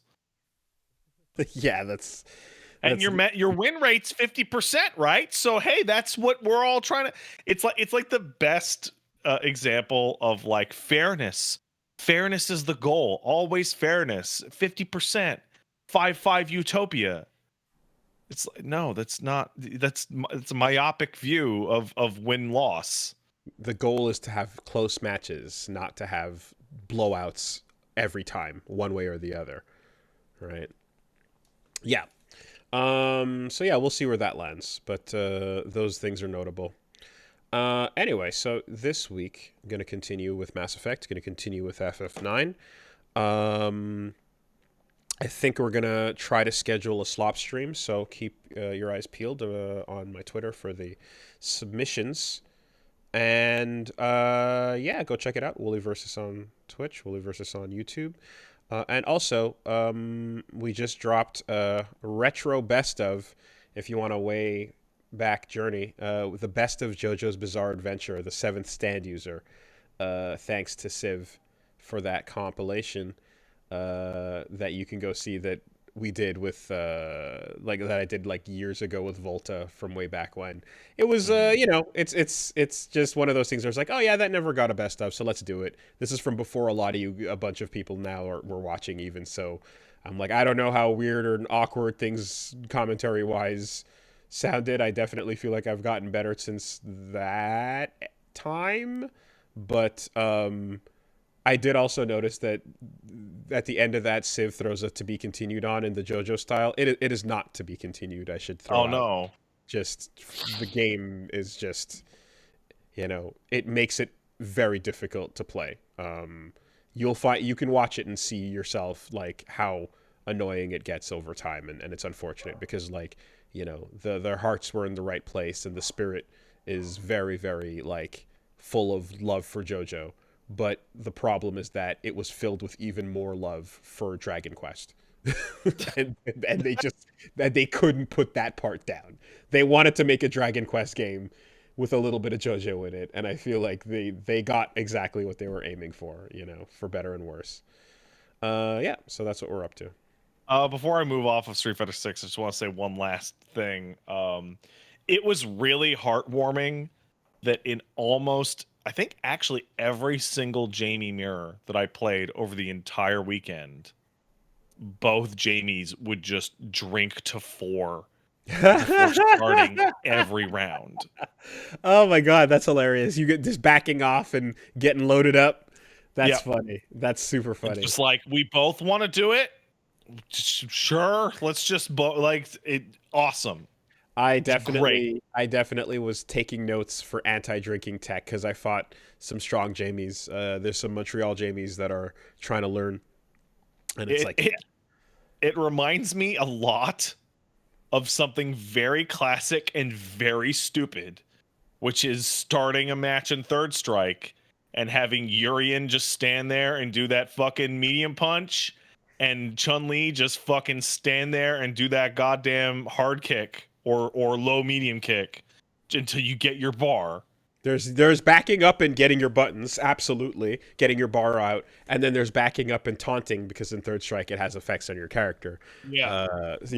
Which anytime I go like if I ever want to make fun of a Dragon Ball game for the characters backing up and going ha, it's like, but that's the Street Fighter equivalent of doing this. Yeah. Let's go, you know. Hey, hey, hey, hey, hey. Having I am also, yeah, one last thing. Hey, open beta as a test of like, hey guys, here we're gonna stress it with an open beta, everybody in.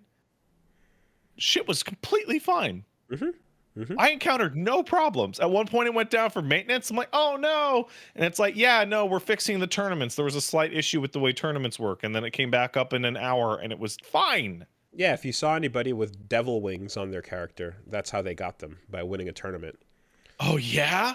Mm-hmm. Oh, yeah. Ex- That fucking rules. Exclusive cosmetics for in-game accomplishment. Just so That, you know. oh, that rules. Mm-hmm, mm-hmm. I also I took note. I saw there's a little rental ticket system in the corner, and I was like, I don't know. That might be some sort of way to like try out a DLC character there before you buy them. You know, so there's some That stuff. would be cool. Yeah, yeah, um, yeah. You know what it should be, right? Mm, It should be a way to try out the non on rotation characters before you buy them, because you downloaded the Street Fighter 6 for free, that and would be and Ryu wonderful. and Luke are available, and you can try out the others. That would be wonderful. I would love that. I Uh, part of me in my like gut is like waiting for the game to be out for 1 month and them to turn on the fucking free to play. Just like, oh you can't. You see, you'd have to go the other way on it, though. You'd have to tell everyone from the jump, here's what the free version is, and if you want to spend the money, here's the retail. yeah. Because, like, I mean, I'm not gonna like as much as we've been saying it for years. Street Fighter being free to play would be an awesome thing for the genre.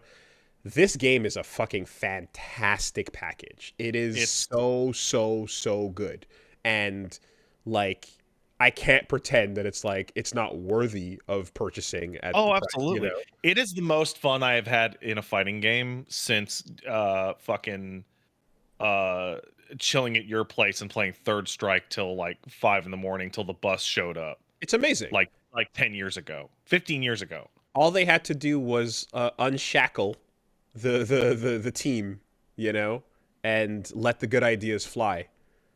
And now we've gotten this. So I'm very much like I'm happy that this is a worthwhile thing. That's like, yo, you should buy this game. It's fucking one of the best fighters we've had in a Hey, long time. there's a great question we should address. Were there any strong positive feelings towards Street Fighter 5 pre-launch at all? Like, yes, because there was a new Street Fighter game, Mhm. but a lot of it was kind of apologetic. Like, a lot of my feelings were like, yeah, I know it doesn't have any of the modes it needs, and the netcode isn't perfect, but like, yeah, put the game out now, and then we can play it, and then they'll improve that later, and then You've got the basic versus mode, so we can run brackets on it. End of yeah. story, right? There's that. There's also the part that was important too is four had hit its fatigue point. Yeah. Ultra was the best version of four, but I barely played much of it by Yeah. when that came out. Everyone had been just kind of thoroughly done, and five was a like, oh, this is fresh, this is good, Hmm. five has also hit its fatigue point, but um, and it's the best version of five at the end finally, but ultimately the ride was so much rockier than it was in four that here it's just like, we'll take whatever the fuck you got, and now what you got is um everything we wanted and then some. Yeah, Street Fighter 5 had the worst possible long tail conceivable because it was like the game is missing a lot that should be there and it has problems, and then like new versions would come out and the new versions would be substantially better, and you'd be like, "Oh, okay, so like wow, they have all the characters I like. I'll pick up Street Fighter 5 now." And get fucking murdered by people who were playing it for 2 straight years, 3 straight years. Hmm, hmm. I Back think when the game wasn't nearly as good. I think like Capcom would I don't think they'll ever embrace the idea of like, let's just make a full-on free-to-play thing like this without first testing the waters with a free-to-play something else that they don't care about as much, because once you pop that bottle, you can't really put it back in, right? Multiverses can be what it is because it's a brand new game and they're trying out some new shit as they're making their own platform fighter. But like to make Street Fighter drastically go this direction and then pull it back, that's a rougher thing to do, you know, to have the same expectation you have for the entire franchise, which is it's a normal price game, everyone buys it. Hmm. And I think as well too that if they're able to look at it and go, well, we'll make more money just selling to the people that are interested in this than we would trying to do the giant, like, get the kids on their phones playing it version of this thing. Hmm. They would have we would have heard about mobile control play. We would have heard about, Yeah. what I mean? There'd be so much other, like, instant upload to TikTok style features that would have been there already. But I think we're just not going to go that road. And Very, very big excited for Street Fighter 6. It's hmm the most excited I've been in a fighting game for a long time. I hopped in to play Strive matches a little bit ago, just to do it because I wanted to play 6, but 6 didn't exist. And like Strive is really great, and the net code is good. It's really good.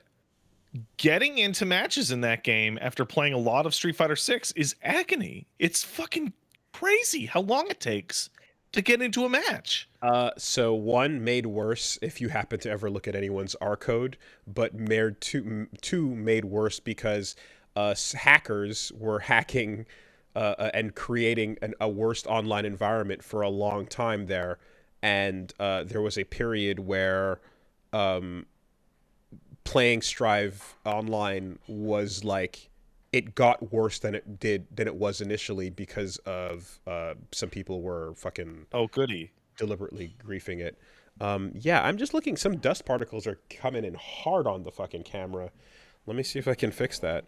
But yeah, no, Strive. If you felt it worse in the last time you've played it, it's because some assholes were deliberately, actually Oh, wonderful. trying to That's make it worse. just super. Um, Um, let's see. What right. oh no. Oh, he's touching us. Oh, much better. Um it's part of news, but I'm going to go into it now because I think it's appropriate. Wooly, we talked for maybe a half hour about the incredible step forward modern controls is for You said fighting the game right, players so in you know where in this is going. in terms of helping people play a game and making it a game for normal humans. Meanwhile, over in Arxis land, they have gone, what I'm going to say is too far. They have gone too far Not with far enough, Asuka. motherfucker. Not far enough. If you want to say, let's pop over to Guilty Gear and see what's going on in this here thread. Huh? Are you ready to learn some cards? It's Bitch! Fighting it's games! Fighting games, son! I saw that cheat sheet you posted. Yo! Listen up, all right? Modern is out there for the modern man, for the modern woman. We can be with the times, we can have fun, we can press buttons. At the same time, you need to reward people who want that grime. They want that nonsense. They need an infinite abyss, a chasm of a character to throw themselves into. Lore wise, I've touched on this already, but it is the perfect thing that if Saul is the Unga Bunga one brain cell man, Asuka R. Kreutz, the fucking that man himself, the biggest thing we've been waiting on to be playable, has to be the most brain cells required character. He is the actually character where you get the reference to FPS in the form of Felt. You get the reference to 3D fighters with Ramlethal, reference to MOBAs with Jacko Valentine, reference to fucking card games because Asuka has a deck that he has to fight with. And it's not, people are making a lot of comparisons because things have come before that are similar, right? Nine the Phantom and Blaze Blue, and to some degree Susanoo have things that you unlock that increase their complexity. 9 has a series of moves that then lead to her ability to cast spells. But that is still a character that has a normal move set and then some unlockable aspects to it that you earn, whereas Asuka is completely random right across the board. Like, It's wild going from like, oh man, I really like Jamie in Street Fighter. He's so cool and in depth because I can drink a drink and get slightly better moves. Wow. And then I look over and see a randomized set of 3 different full sets of randomized cards that all have mana uses and costs 4. and mana regen to be used at random to refill like, well, to those of you who are unaware of what this looks like and have played FF14, they put Astrologian, the fucking card dealing random bullshit MMO archetype, into a fighting game Yeah. for freaks. Everyone's like, "Oh, it's the rotation. It's the FF14 rotation. I've seen that It before." fucking looks like it, dude. It looks like it on that. The formatting that people post their 14 rotations looks like that cheat sheet. Asuka R. Kreutz is here to unretire people from fighting games and get them out of those retirement homes. Here, you know what you're looking at. Now learn it on the battlefield, man. What you would expect of this kind of crazy mage character would be like maybe 4 or 5 moves, and they're the same moves, and then one would be cast spell, and it'll be a Yeah. random spell from a page, and he'll have a crazy mechanic based on combo into random spell, kind of like an item throw or something, you know? Maybe you can do a lot of but like the idea that none of what he does, like he's got his buttons, but none of his special moves are anything you can control regularly. The only thing that is certain is his super, which is that super fireball, and then the second super, which is rearrange the deck, discard your hand, pull out a new deck. You know, Just I can't fucking wait, man.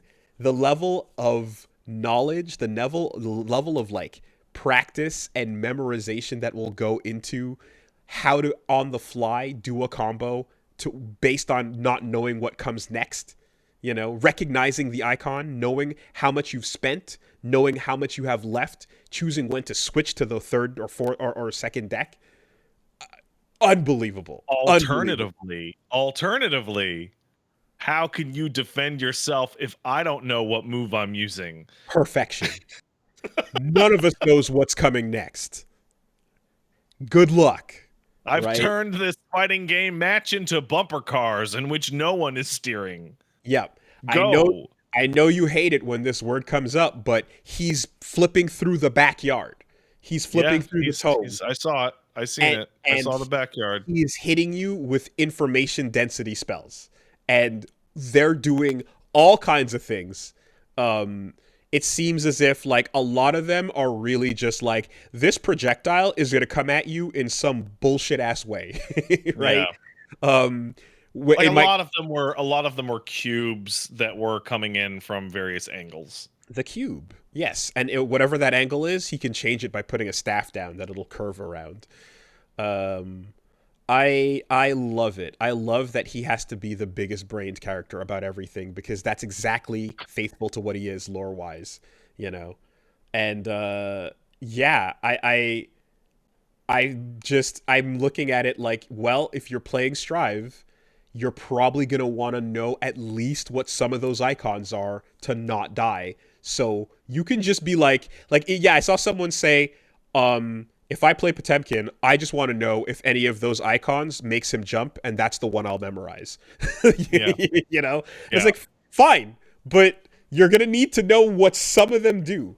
There's one of them that there's one of them that's an overhead from full screen. I don't come on. You better recognize which one that is, because it's gonna fucking blow you up every time if you don't. You know. Um, I'm curious to see whether Happy Chaos can like outdo it or not.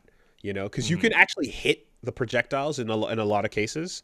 Um, I'm wondering if the gun will be able to like outdo the mana output because when you use the mana bar that he has, you can cast and cancel into further casts and cancel into other things, and then once the Mm. mana's out, you take a lot of extra damage and or you have to restock it by sacrificing life and tension, you know. But while he's full mana, it feels as if he can overwhelm Happy Chaos and teleport up to him and fucking do whatever, you know. So, will Gun defeat Magic? I don't know. I don't fucking know. That's always a fun question to ask. Can that man defeat his mentor? You know.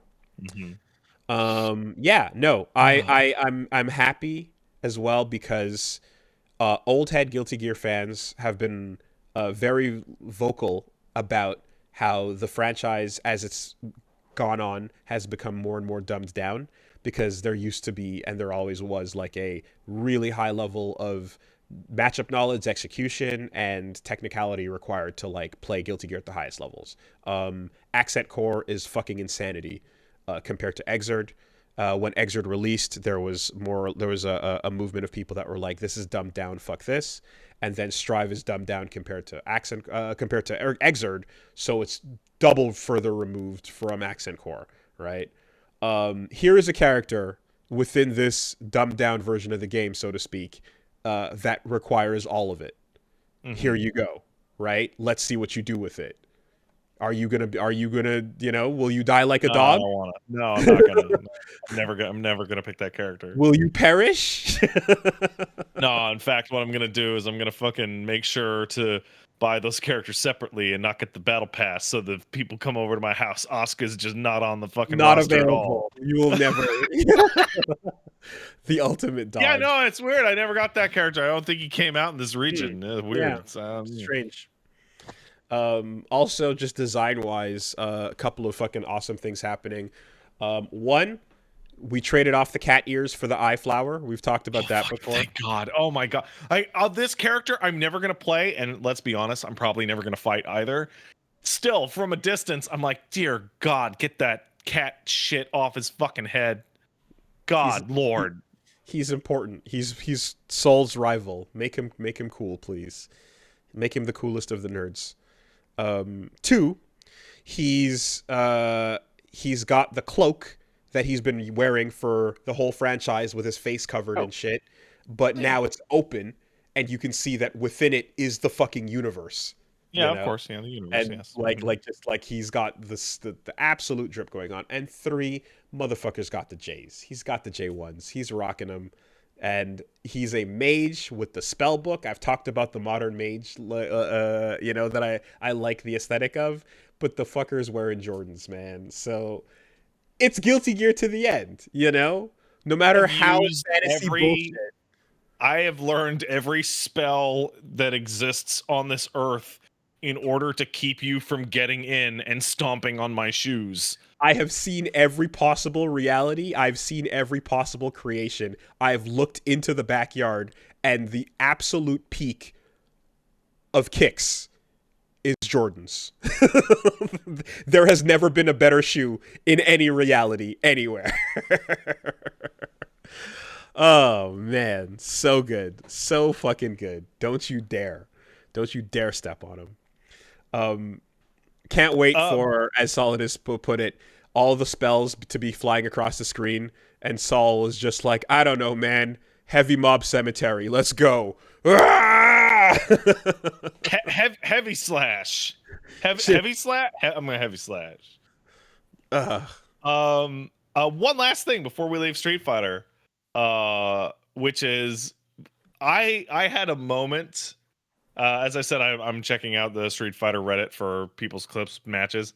I had a moment that made me have a huge smile, which was somebody taking a photo of the Twitch category for Street Fighter 6, and you know, the top 10 streamers at the time, and was like, please don't let this be Grid Fighter 6. Yeah. And it was like almost everybody on there was on the grid, either in training mode or doing matches.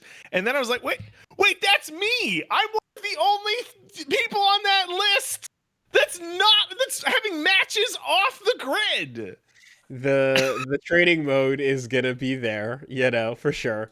Yeah. Well, first of all, you're gonna see if you just joined on the our Reddit Street Fighter, you're gonna see a bunch of dank ass fucking Street Fighter memes, including I don't know the artist, but they do a ton of like Street Fighter 6 based gags of Mm-hmm. Cammy not being announced yet, and Jury making fun of her, and now Ryu crying as His Chun Li friends leave, and disappear. He's like, "Don't and he leave." gets stuck with Luke again in the Yeah, demo. Yeah. yeah. Come on, Ryu. But yeah, no, I think we're gonna be fine. I think tournament wise, we're gonna continue to see a good stage variety. We have to find out what the lag situation is, because what often will determine where the top players play is whether or not the stage has lag on it. Um, the forest in Guilty Gear had issues where I felt like the game hitch a couple times, and I was like, oh, that's Mhm. not good. So please don't make the aesthetics come at a cost, you know? Um, So you know hopefully, one of the best things is that I got a hopefully lot that's of the case time here. in figuring out, which Mm. was this is for spectators and for your versus opponents. Stage can be anybody for anyone. You could. You could Like do it people that way. hopping in to spectate my matches and discovering they were not seeing the stage that was being shown on stream. Hmm. Fucking finally, God. But this only works if, like I just said, there is no different lag in the stages. Because if there are moments that do happen, where like something slows down in one person's viewing experience because of the stage, and someone else doesn't get that, we have a desync, right? You know what they should do, right?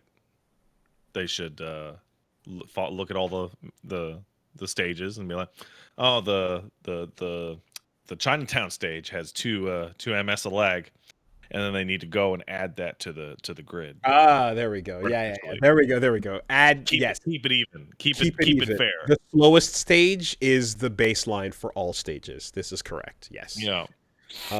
Someone was out there going like ban the grid, and it's like, all right, fuck, asshole, let's be ridiculous. Let's That's be insane. fair. In your day-to-day experience playing Street Fighter 6, you can ban the grid. If you want to, you can do whatever you I want. did it within the first 10 minutes of hopping on the first beta, and I have never seen the grid since. Great. I have no problem Rules. with it. But like you can, you know, some grids are also nicer than others. Not all grids are made evenly. Yeah, I the was Street Fighter grid sucks. the online waiting grid in Tekken is awesome. The dark grid looks really cool. The Capcom versus SNK2 blue grid looks really nice. Um there's a bunch of them that are like way more stylish than others are sometimes, The you know. Street Fighter one is like uniquely awful. Like it's It's the gray box to test out how far your footsies go, you know. Well, it did help though. It helped in one way. I was going to make a video when I got all the footage of the other characters, comparing the distance of drive rushes and drive impacts, because they appear to be different.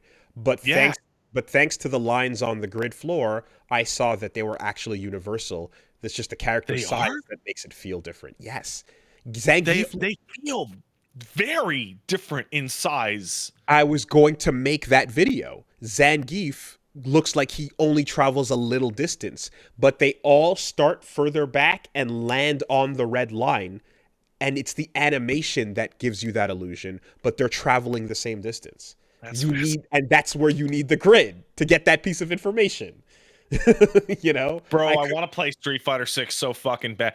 This has been like, do you remember last year I was like, fighting games have hurt my feelings and I am sad about fighting games? yeah, I do Street recall Fighter something like 6, that. I'm now just going, dude, I want to play more Street Fighter 6 right Turns out, now. all they got to do is make a good one. Who would have thought? Yeah, I mean, You it would know, help, right? to undo the um I forget the exact wording, but it was something to the effect of, it was so bad it makes me wish I never liked fighting games, or whatever the fuck that was. Yeah, that's where it was at. Yeah, yeah, yeah. So it just, you know, That's hey, totally where it was at. give it a minute, and hey, look, a good one's here. How about that? All right, I got to pee now. So Oh, BRB enjoy your again. pee. Enjoy it.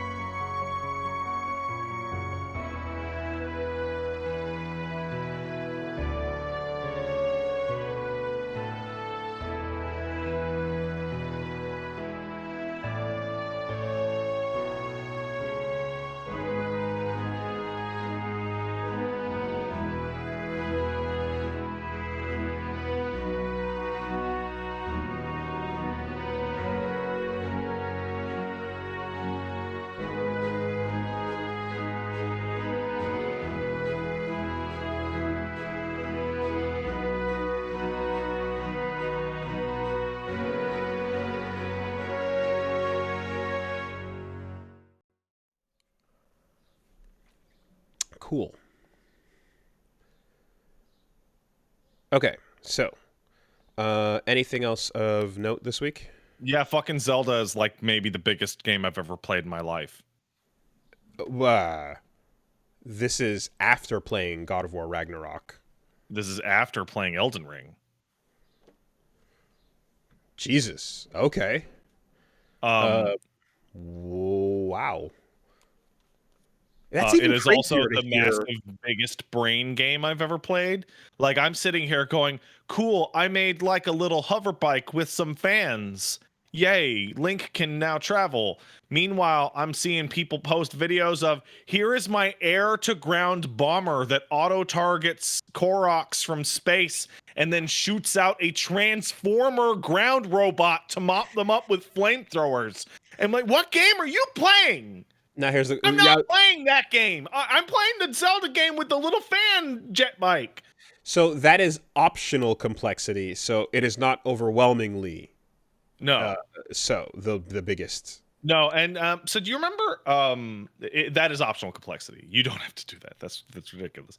Do you remember when Breath of the Wild came out and there was an interview with Aonuma in which people were like, "Hey, how did you feel about people completely bullshitting their way through shrines?" Mm-hmm. Right? Doing shrines in the wildly unintended solution. And he was like, "Yeah, that's cool. That's really smart. Wow." Tears of the Kingdom has taken that mentality and applied it to the entire game. Everything. Yes. The Yeah. the correct like I'm solving shrines and I am sure I'm doing it in the non-intended way, but I can't figure out what the intended way is supposed to be. Nice. Like that's where it's at. I did the fire temple the other day, and the fire temple wants you to use mine carts and like, roll around these tracks and then move the mine cart so that you can push the mine cart up to a different level and all that. And I said, "No. No, we're not going to do that. Instead, I'm going to climb walls in weird places, glide over to places I'm not supposed to be, and ascend through the floor to just skip huge proportions Let's of go. that fucking dungeon." Yeah. So when I use the shackle to just destroy the dungeon and waltz to the boss, the game's like, yeah, actually, we took an extra year to ensure that you'd have fun doing that. That's the story this week is last year Tears of the Kingdom was ready to go, but they put it In in the March, oven in March March of 2022. 2022. But they went an extra year in just to polish up all the physics-based shit. On top of that, there is part of this game that there are many parts of this game that I'm seeing that were not shown or advertised.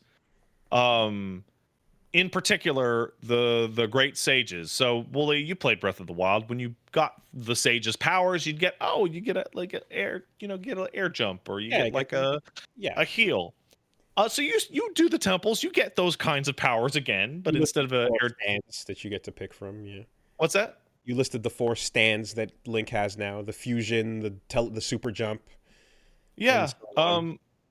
I'm just rolling around with two party members now, permanently. In terms of those powers, No, the powers come with a stand. The sage goes, "Hey, I'll help you fight," and then the sage puts a little green stand version of themselves that follows you around for the whole game. whoa, I haven't So seen that. so eventually you are rolling around in a fucking party of 5. What the fuck, Zelda? That's not Zelda at all. Damn. Okay. So like I'm playing it. I'm like, wow, there's a lot of enemies that can one shot me, huh? And it's like, oh yeah, because eventually I'm gonna be Jotaro, and I have the whole crew with me to fight these monsters. It's Interesting. it's it's zany. It's fucking zany. There's so much. I also saw, at least in the trailer, there was a part that kind of showed like a human army behind you at Yeah, some. no, those are you find those guys and they're like, hey, we're gonna kill some monsters. You want to help? And they That's roll with you for a little Yeah, section. so your stands and like 5 humans going up against like a huge group of monsters. Interesting. Okay. Yeah. It's like I have like gradually, the more and more I've played it, changed my plan on how to cover it. It was, yeah, I'm gonna do all of Zelda, and then it was like, I'm gonna aim towards the temples and do everything on the way, and now it's like, I'm gonna do the temples on camera. Mm-hmm. Like, it's just become like completely unmanageable. The game is so big. Are It's you so big. doing what I did with Death Stranding, or Elden Ring, where you're like, I guess, like having like an offline series of actions, and then like um, temples only, and then everything else is just whatever you wander into? No, I'm just gonna beeline towards those fucking temples. Okay. There's too much. Okay. Like, there's a special thing. So the game has added caves and wells, which are little micro dungeons, very much like Elden Ring. Hmm. And you get to there's a way to ping them on your map. There's a little special event that you can do, one per area, where you talk to an NPC, and like light cones will show up, and you'll be able to see, oh look, there's a cave over there, there's a cave. You do that in one area, and you turn the camera, and there are like 40 within your field of view, and Jesus. you're like, I can't. I'm like, fucking, oh, I'm gonna throw up. Like, that's what that game feels like. When did Elden Ring come out again? Mid last Last year? year, Mid March of was it March? March of Was it 2022? March of 2022? I don't know. When did Elden Ring Was come it out? actually? That would be interesting. February of 2022. How about that? Okay. Fun. Funny. Yeah. Okay. Okay. So yeah, no, game is wildly intimidating in a really good way. I was curious Um, about when Hyrule Warriors was coming out. I was wondering, like, these are Zelda spin-offs, but like, is there anything? I was kind of wondering, is like, are there any things there that might be like, oh, they're gonna like take a hint or a clue as into this and bring it back into the mainline franchise? Um, I feel like perhaps not, but maybe something I've always wanted certainly was like combat complexity, mhm. and indirectly, because the physics are now just insane, you do have combat complexity, but not in the form of a big expanded move list or anything. Mhm. It's just you can fucking use physics to do anything, so your move list is your own creativity. Yeah, and there was a clip that was going around on a shrine that I had done, I think the last time I streamed, where it's the shrine wants you to, it has these foldable bridges, like a slinky, and it wants you to attach a primitive car to them to pull them across lava, and it just works totally effortlessly.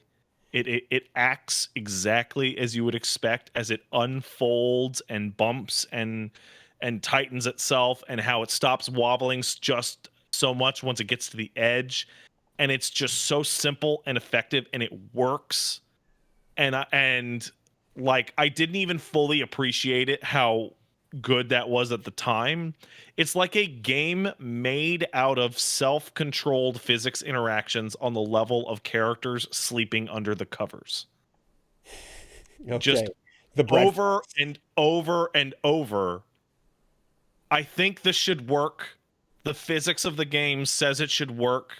It worked. Right. Yeah, well, again, the extra year using physics to make sure that you don't get into any of the bullshit you usually get when you just let the engine take over. Because I know Nintendo doesn't have the, like, they're not confident enough to let the physics engine just do its own thing. You know, they need to guide that. Um, Furthermore, at least 6 of those 12 months were also used to add the finishing touches to Urbosa's design, apparently, Yeah. as she possesses the strength of both a warrior and a mother. Just like Cream the Rabbit. Um So But that's an average human mother, though. yeah, you're right. One last thing, and this is really strange because the game's a Switch game, and it looks like a Switch game, as in it looks bad, Mm, and it has a low resolution, and it mostly hangs out at 30 FPS. It might be the most technically impressive game I've ever seen because of the amount of interactions happening simultaneously that don't cause the game to crash. Um, it maintains the physics, the physics memory of everything in your vicinity for like multiple minutes. And that's in addition to all the physics calculations and air calculations and heat calculations it's running. It's zany. I don't understand how it can even work on the Switch at all. so I have to assume someone out there is currently testing the limits that a QA member of the treehouse already did, which is let's make the biggest, dumbest Tower of Babel we ever could with all the objects we could find and see if we can handle them all on the screen displayed for, I guess, at least as long as it takes for the moon to do its cycle There and is an upper limit. mm-hmm. People have found the upper limit. The upper limit for attached objects is pretty high. It's like 25. Um, the game does not like it Mm-hmm. when you pick up an item that is 25 items attached to one another. It's Mm-hmm. not use it or drive it. It does not like it when you pick that item up. Right. Yeah. Yeah. Um, but it drops it to 20 because it's double buffered. But it still works. And it works like it's supposed to. It's it's wild. This is like the most complicated series of interactions I've seen in a game in a long time, and it's running off a tablet. And the best thing that I can say about it is that it pretty much always works the way it's supposed to, which is, I assume, what that fucking extra 13, 14 months of dev time was based on. And no one has slingshotted a barrel into the stratosphere because it's intersected incorrectly with a plank of wood or anything like that. Oh no, that's happening every 10 seconds. But when you look at what actually occurred, you go, "Oh, that actually makes that Oh, is no, not the conserved momentum which I intended for the thing to fly into the stratosphere. I'm talking about the this Jeep and this Jeep were not supposed to be spawned inside of Oh each no, other. no, I haven't seen So that at they all. explode and then go flying into the Skyrim No. world up to meet up with Furor, Din, and Nairyu. No, I'm not seeing Skyrim or Red Dead nightmare physics occurring, That's not even yes. once. If the stratosphere jump occurs because you created it using physics, that's correct. That's as intended. Like probably the most interesting version of the physics interaction I've seen so far is you fuse a big flat um like square plank onto a spear, right? Yeah. Then you throw the spear and then you hit rewind on the Rewind spear, and it stops then in the air. grab the spear and attach it to another big plank of wood, stand on it, and then rewind it. So what happens is when Link throws a spear to get further distance, it spins like an arrow. So when you attach it and rewind it, it spins in reverse, but now it's attached to a fulcrum and it will launch you like a mile up because that's Okay. that's Yes, how it should that's the work. physics. The plank went like this and shot you. Yeah, okay. Yeah. Like a pinball. Yeah. Fuck. Yeah, man. In I fact, like I believe someone just grabbed a video of it that I can send to you to fully understand the nonsense people are putting together I mean, when everything just works. how many fucking engineers were like, I never thought I would say this, but the new Zelda is out. It's my time to shine. Yeah, here I sent it to you. You can check it out. It's like a few seconds long. It is troll physics over and over. just over and over and over. Like, oh, this Flat should work like spinning this. sphere glued to a wooden board. All right.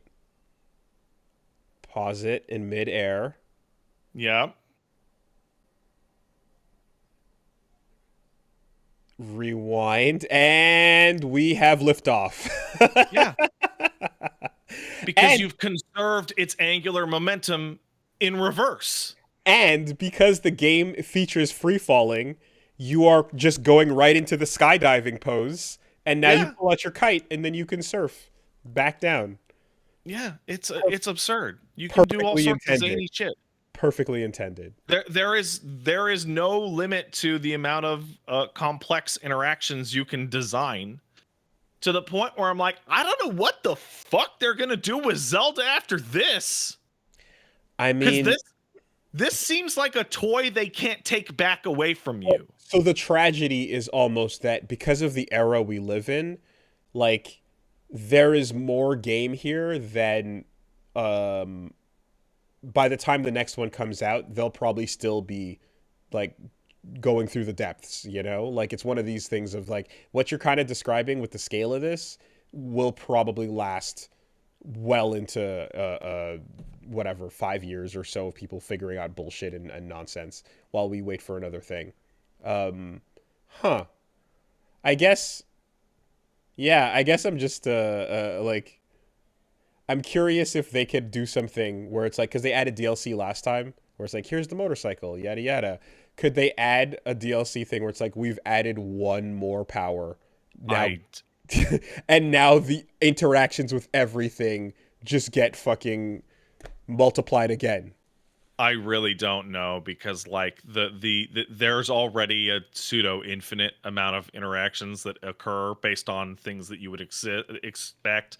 Okay, so strap a bomb to your shield. You now have bomb jumping. Stretch a wing glider to your shield. Your shield hop now is twice as high, which allows you to get to places you wouldn't be able to get to, but also allows you to activate the bullet time air bow and arrow sequence from a standstill. Throw a minecart on there. Throw fucking electric bullshit onto the Master Sword. Now the fucking Master Sword's electric, and you use it to fucking the Master Sword to solve electricity puzzles. There's it's too many. I don't know what you could even fucking add. The Stone of Portalis. Set a destination, set a start point, jump in, pop out the other side. That would probably push that system to its limits, to be fair. Your Switch, your Switch is now a fucking Samsung mine, ready to explode. I'm Yeah. sorry, people are telling me that's already in the game. That's the travel medallion. I don't know what that is. Okay. What? Okay. Everyone, are you like taking a shortcut mechanic for fast travel? That's a simple game thing. Upgrade my pad? Oh, okay. Are you taking a simple fast travel mechanic and exaggerating? Or are we actually describing what I'm talking Oh, I about? think they're misunderstanding. You're talking about a portal from the I'm video game Portal. I'm talking about a portal gun from the video game Portal. Okay, yeah, no. Well, that's Okay, all right, everybody. Cool. also on fun news with Zelda, it has been discovered a way to destroy the Hyrule economy in 2 steps. It has the easiest item duplication glitch I have ever seen in my entire life. It is so easy, you can describe it via text and people will be able to do it instantly. Worse than Fable 2. What was Fable 2's? I forget. Fable 2, I believe, was load in a second player and everything they get is real and just duplicates off of what player 1 had. And then when they leave, you get to keep their stuff. Yeah, it's faster than that. It's way faster than that. Okay. Like it's here it is. Okay, everybody ready? Take an item that you only have one of and throw it on the ground. Take the item that you want to duplicate and throw it on the ground. Then pick up the one item and then the item that you want to duplicate, so that it's the last spot in your inventory is 1, and then however many you want to duplicate. Do a shield hop, and while you're in the air, hold the 1 item and then whatever you want to duplicate. Then unpause. Then all the items will duplicate and fall to the ground. Repeat as desired. I don't understand what you're describing. You lost me. There's a better one than that! What is the new one? Anyway, it's really easy. You can destroy that economy, no problem. Okay. I have many diamonds and many rupees. Fuck farming. Yeah, fuck it.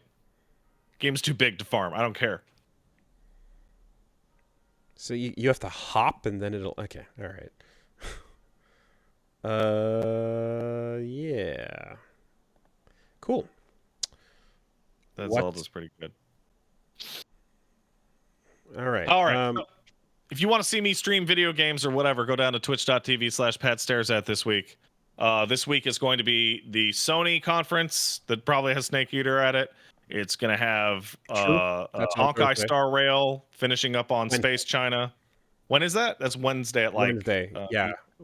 4 p.m., I think. Yeah, we might watch it. 1 p.m. for me. Mm-hmm. I'm going to play more Zelda. And we'll probably also... I'm going to be doing a React stream as well this week, I'm thinking. So that... Just look forward to all of that over at twitch.tv/PatStaresAt. Okay. Do it. So, news. Yeah, let's just roll right into it. Bloodborne on PC exists, and you can't have it. No, but we knew about that. That's the same Twitter account from way back when that was talking about it, right? That's nothing new there. Still very annoying.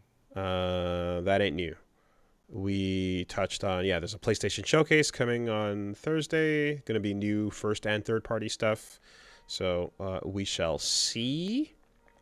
Yeah, maybe it'll just be Bloodborne in a glass case that has permanently been sealed so that none may enter and none may leave. We touched on Metal Gear already. We also touched on Asuka. A couple other things. After fucking all this time, The Wonderful One, After School Hero, Part 1, the Luka Kickstarter campaign. I give a shit.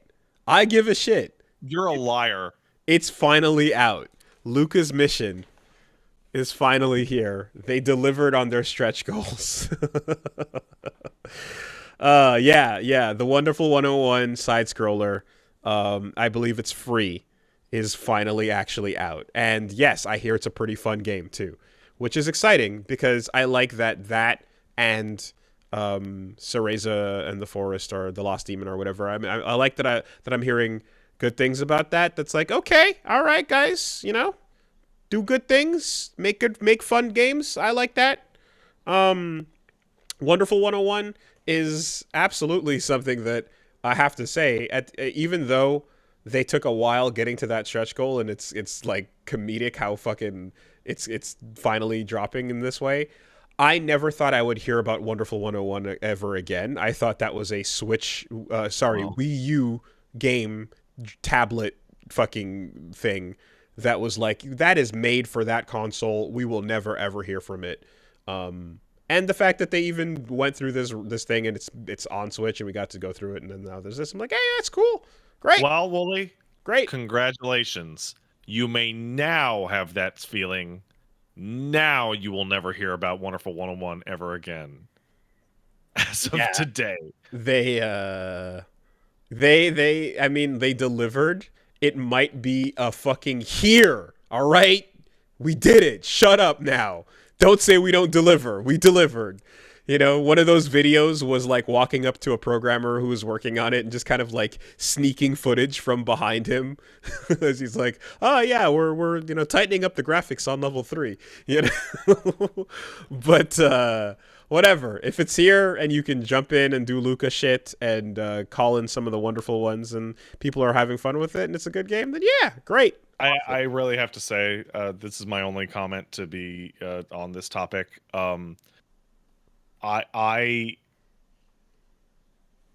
when you're like, hey guys, we're gonna have a follow-up or sequel thing starring Blorpo, the lovable shit fuck that you didn't like at all in the first game, nothing could make me less interested. Nah, Like, oh, bro. cool, you're gonna play the shittiest, stupid character that exists in that game at all. Ooh, You wonderful. make no mistake. Luka will return. Whichever one it is, there will be more Luka. Luka is probably the star of Project CC, Oh, fucking or gross. like there's gonna be a fucking Lukaverse going down. Uh, yeah, you fucking embrace Blorpo. I don't like Blorpo, the lovable scrunko. Okay, I Not don't. he's not Scrimblow. He ain't Scrimblow. You Fuck know, this that's guy. the thing. Blorpo's different, right? Blorpo is because Scrimblow to some degree has top billing in the original game. I don't think Blorpo gets top billing. I think Blorpo is a sidekick billing that eventually gets pushed up. Hate it. Hate this. He's pretty scrunkly though. I got Oh man. fuck. What was that? Seriously, I remember when they announced Luca's mission, and I think at the time I said, "Man, who gives a fuck?" Like, What was that? There's that like that frog-looking character from Jedi Survivor, and they're oh, like, okay, so his name is not Glup Shido. That's like an old meme, but like it's funny because he looks like what you would expect a Glup Shido to look like. His name is Turgle. His name is Turgle. Turgle, yeah, glup fucking shit out. Oh. Oh fuck, damn, yeah, that's him. That's him, all right. Turgle, yo, glup shit is real. I love it. Yeah. No, so that's finally here as well. Gonna go take a peek and see what's happening with Luka. We touched on Tears of the Kingdom from last year. Now here's the big shock, big surprise. Oh my god, it's Mortal Kombat 1. I can't believe that there is a new Mortal Kombat game. I am so surprised. These motherfuckers had the audacity to make a Mortal Kombat, reboot it, call it Mortal Kombat. Everyone violently resisted and called it MK9, regardless of what they wanted. And now they're going, fuck you, this is Mortal Kombat 1. So when we say MK1, too bad MK1 doesn't mean MK1 anymore. Like it could have been, they could have been worse. They could have spelt it out ONE. But this habit of just going, the new thing replaces the old thing. Shut up. It doesn't matter. Fuck off. I hate it I so am. much. I hate the idea of just taking the name from the past and going, nah, this replaces it. That's how much more important this new thing. Okay, so I'm gonna before I even Title talk, that hard. I want to say two things. One, I actually really dig naming it Mortal Kombat 1 with the number 1. I think that's hilarious. I think that's really fucking funny. I just Okay. I don't want. Okay, well hold up. Wait for me to say the second thing I want to say. Okay, everything I'm going to say about Mortal Kombat after this, you have to remember that I am a massive hater and that I don't like Mortal Kombat. Okay? Similarly to me thinking that Mortal Kombat 1 is hilarious, I think the fact that they need to reboot it again is fucking embarrassing. Okay. Embarrassing. Uh, They are fully aware that they still can't reach the good shit they made in the fucking 90s, and we're going for reboot 2. Embarrassing. I think that I'll get there, but I think that MK1 being a part of the title is a way of forcing people to not be able to say MK9 like they did with 9, right? Well, there is actually a now- secret genius to this. And now it means that what comes next has to be MK2. So here's the actual secret genius. So this is MK12, and people are already calling it MK12 because it is also Mortal Kombat 1, 2.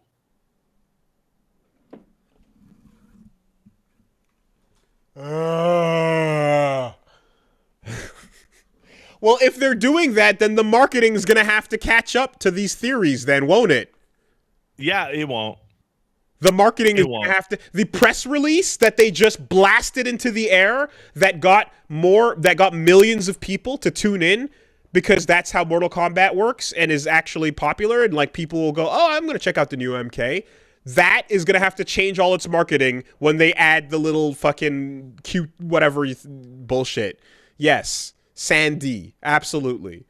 No, man, they've announced it to everyone and have put tons of money into blasting the words Mortal Kombat 1 out Yeah. there. If there's any other puns to be done, it's too late. You know, That being said, they'll have like, to save okay, it for the DLC or a fucking it, update to the game or something. it's time for me to continue hating on Mortal Kombat. The graphics and gore look really cool. It will help you forget that it's like the most stiff, awful playing piece of shit you'll ever see. Following with that, the fucking crux of the story being, hey, hope you bought the MK11 DLC so that you understand what is even happening. And also the game's major villain, Shang Tsung, is the day one DLC character. Sick. Awesome. Okay. Great. Fantastic. Following that, hey, let's leak the DLC roster. And wow, that DLC roster sucks ass. 2 different Superman knockoffs. Ooh, goody. I didn't see the leaks of the list, so that's news to me. I have not seen any of that stuff. The what was I gonna say? Okay, so one, the trailer they showed is pretty. I can't believe how many people were thought that they were looking at in-game. Now, it's not impossible that it's in-game, but it doesn't say it and it doesn't frame it in that way. So until they say and confirm that we're looking at gameplay, that's gameplay. Did they confirm that it's gameplay? No, I'm confirming to you that it's gameplay. Okay, Wooly. Well, hold on. Look into my eyes. Look at your camera, okay? I am the same person who looked at Anthem and said, oh, yeah, that shit's fake as fuck. That's not real as hell. And you went, I don't know. It looks pretty good. And I'm looking at this and like they're showing off these fatalities because that is what they will be looking at. The fatality system and the fact that the whole gore thing happened, that the whole gore conversation happened from that, might be that's what they're doing. And here's the thing. It would make sense to show off that system if they're going to use it to be like, hey, look, the fatalities are next level. At the same time, it could just be FMV, and this is just getting everybody hyped, but it's not actually in engine. Like, it doesn't say anywhere. Like, that's the thing. All right. I certainly hope that it is, because it looks really nice, but I don't fucking believe it until they confirm it. I'm sitting, okay. you know. And you know, like I like a bunch of, I heard that, like, yeah, well, I mean, like Reggie was like, oh my god, it looks so good. I'm like, yeah, hold on, we don't know if that's what it's gonna look like yet. You know, we're not out of the era of confusing everybody with a pretty cutscene, unfortunately. Also, I'd like to get back to hating, and I will take hold on. Oh, wait. no, I like wait. hate. All right, I'll hate on it. We know you hate. You do it on Twitter. You get it all out there. It's on Twitter. We know it's not all out yet. Okay. Yes. Suck shit forever. Yada yada. Move it. You know what I mean? Like, yes. Okay. Yeah. And sorry about the mic crackling, guys. I can't fix it live without killing the fucking recording we have and fucking up the entire thing for later. So I'm gonna keep going, and I'll have to address it once we're done and wrapped up. So sorry about that. And the more excited I get, it seems like the more it's gonna. Yeah. The animation shit with NetherRealm, like, has plagued them for a long time. It sucks because like when you I want to say like we saw like the peak of its awkwardness in Injustice. Um but while that continues to be a thing, the gameplay has gotten better and better. And Yeah. MK11 was a super tight fighting game that was really Yeah. fun. It was very tight in that it felt like you were in a ugly corset that didn't let you move or feel good moving the character around. Tight like you're trapped in a tiny enclosed space, unable to throw out even the shittiest medium kick from the ground. I I thought that the going from whatchamacallit, going from 9 to 10, we saw like some stuff that was like overall like I like the introduction to the new characters, yada yada. 11, when they went in later on, by the time they made it so that the custom variation stuff was just kind of like they kind of like locked it in as a third. They made some balance changes and shit. There was a point where there was an update that overall really improved things, but that animation thing, I hope that we could get to that point where they get past the side stiff weird things, or that we get past the idea of the side switch button. I don't know, but like if this ends up being the funnest version to play, but it still has that, it's gonna be weird. The cameo system they're describing is I like the idea of them introducing, if it was gonna be 2v2, that could have been fun. It seemed like the trailer was hinting at 2v2, but I don't know that like the cameo thing they're describing is going to be that. It seems like they're kind of establishing that it's going to be Thank you, darling. you're calling in a striker, Love you. and someone might be a character that is only a striker, that you're not going to get to see them as a playable character in the game. And that might not be the fucking best way to go about that. If it was 2v2 plainly, just make the whole story about that, you know? Yeah. So I agree. I think it will feel better than MK11. I totally agree. I think this game will play and feel a lot better than MK11. That is easy to do when the games have felt like dog shit since the mid 90s. I have played every Mortal Kombat game. They all feel like trash. I played so much Mortal Kombat Deadly Alliance, dude. Oh god. Oh god. Oh Jesus. Oh, Much. we're even going back there. Yeah, I'm we're going back there. to when fighting games were dead. Oh god. So much. Whoa. Okay? And I will take a sentiment that I saw some of my mutuals on Twitter putting out that I think nailed it so good. Hey, look, guys, for our fighting game trailer, are we going to show fighting game? No, we're going to show the gore things that you're never going to do in a match because it's annoying and takes too much time. Instead, we're going to show all the cool gore violent stuff that you're going to look up on YouTube after the game comes out as all fatalities compilation, because that's all that shit is. Ooh, look, it's an ad. He kicked his head off because it's an ad. It's a thing that doesn't affect anything. We'd show you matches, but the matches probably look like trash. The fatality shit is what keeps this franchise probably, arguably, more popular than Street Fighter casually. The fact Dude, that I play Virtua Fighter. Virtua Fighter looks like shit. It has no ad on it. It has no fancy thing you would ever look up on YouTube. There aren't even fucking supers in that game. Well aware of how it feeds into the popularity, but that doesn't mean that I look at that and go, oh cool, you're gonna fucking just douse my meal with cheese so that I don't realize that it's dog shit. Just put more cheese on it. Ooh, the cheese. All right.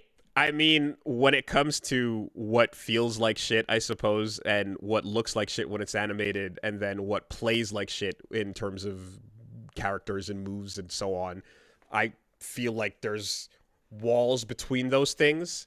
And the Deadly Alliance, Deception, Armageddon era were all of the above are garbage. And then I want to say MK9 and forward, animation still looked goofy as fuck, but they were figuring out how to make the games like more fun gameplay wise to play. And by around 10, and then again, like when 11 kind of got that midway point, I feel I was like, oh yeah, no, this feels fun. I was enjoying that. There was a Yeah. period of time where I was going to locals and entering and playing and going online and stuff, and I was like, yeah, I was having a fairly good time with it that I felt was better than the previous games had ever been at that point. Oh, dude, um yeah. When but when most of those games are actually trash, it's really easy to make a better one. now I'm always that's the thing is, of course, like there's the part where it's like, yeah, there's a you know NetherRealm games are the nether have that NetherRealm thing to it, but I feel like having played those and then also get an Injustice as well, so you actually have like, I guess, 5 games to compare of the modern stuff. They're so Mhm. much closer and tighter than it used to be back in the day when it was Mortal Kombat versus Street Fighter, that I'm Yeah. like my memories of the ancient, like, Mortal Kombat is more popular with the, like, again, the violence and the spectacle and so on, but gameplay wise it's a fucking joke. What's the point of a block button, yada yada. Yeah. Now they've gotten a lot better, and it's just like, it's at a point where, like I said, I was having fun with it. I can't, if you're like, there's nothing else I can really say to that point. Okay, I have um something to say to that point. Wooly, I am holding a gigantic screw with a washer on it that is supposed to put into my desk so I can put a mic arm on it. I actually didn't use it. I used the mic arm to combine it. I have been spinning. You can hear it. I have been spinning it. Yes? Okay. I have been having fun with my metal toy. You can have fun with many things. That doesn't mean that this is a well put together video game. Okay? Mortal Kombat. If Wooly, you and I have played so many fucking fighting games. Back on the Best Friends channel, we played like fucking 50 a year, and most of them were trash. And if those games had been given the budget and the presentation and the hyper violence that Mortal Kombat has, most of those pieces of shit would be more fun to play than MK9 or MK10 or MK11 and probably MK12. yes, the difference between the world of MK versus DC and all of that is that those games are so laughably bad, you would never even consider, like, Random fucking. you would never even consider spending the time to be like, I'm gonna learn a character, I'm gonna go fuck around and kind of see what's happening, or go to a local, or jump online for a little bit. Like, there's a level, there's a tier that you hit where it's like, this is not even worth considering, this is exclusively for scrublords ass bullshit, right? Then there's the, like, okay, this game has some stuff, but there's problems with it, and then it's probably not gonna last for a while.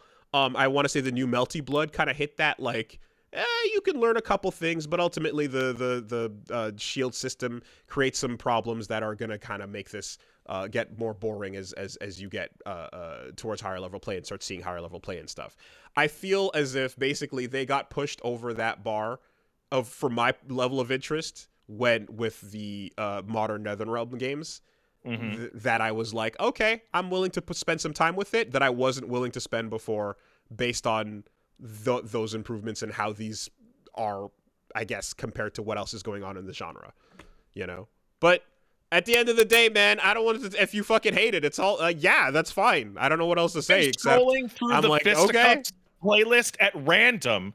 If Veteran Combat had the money that Mortal Kombat had, it would be just as good as Mortal Kombat. If fucking Battle Construction Vehicles had the fucking money that Mortal Kombat had, it would probably be better than Mortal Kombat, because at least it would be more interesting.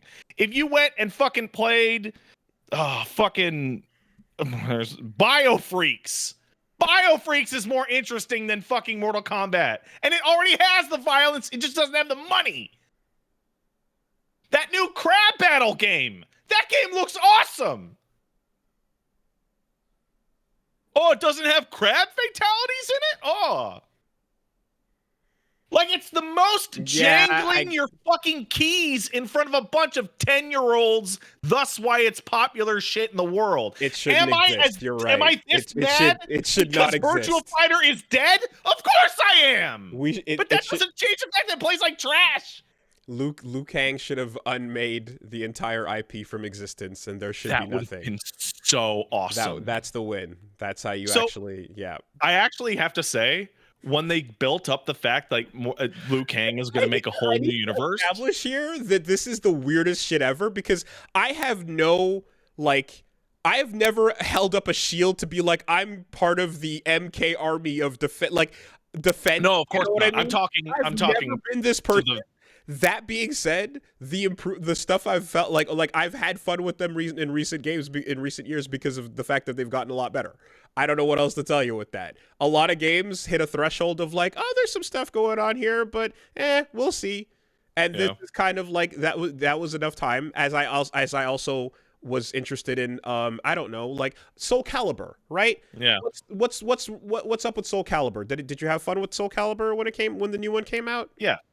Okay. What eventually made you stop playing? I believe it didn't have very good online play. Okay. But like, did it cross the threshold of interest in at least like fucking around and like? Oh, absolutely. But it had really bad online, so I wasn't okay. Keep playing. I was yeah. Mm-hmm. Before I leave, I just want to say, when my most excited I've been about Mortal Kombat in like 10 years is when I got to the end of the story mode and Liu Kang is like, I'm going to make a completely new universe. And then they load up the MK1 trailer and like, oh wow, Liu Kang thought it would be a cool idea to recreate Scorpion and Sub-Zero and Katana and Melina. And I'm like, I'm fucking done. That is the worst. That is the absolute worst reset ever. We got to the end of the story, and I remember I was sitting there with Reggie going, this is telling you that the reboot is coming. This is telling you that they're going to do whatever the fuck from this point on. And there's no surprise to expect because they fucked with time and they already did all the revisiting of the past moments and they did all the fan service moments you could ever expect to go see. I guess the only thing they didn't do was like the go to the Great Kung Lao. So I think that's what like a lot of people were expecting, and it doesn't seem like they're doing that. But yeah, the double reboot within the 3 game period is pretty fucking insane. And the other thing too is, while we go back and talk about how MK9 story mode was like the best of the fighting game stories at the time, it is goofy and fucking nuts in the same way that the one in 10 and 11 are too. The Soul NATO fucking story. 9 is way better than the other 2 story modes. Like way better. But my point is that it's still crazy as fuck. Oh right? Yeah, it's goofy as shit. Absolutely. It's super goofy, and like it like that maintains across all of them to some degree. Like I think the fact that 9 was also the first time we saw them doing that kind of movie fighting game integration, it had a big impact on everybody. But after you're used to it, then you can go play the fucking Marvel Infinite story, and it's not that impressive anymore. But MK9 did it first, so that was a big deal. You get to the Soviet chapter, right? But the events, all of them. But the events occurring are still fucking goofy and insane.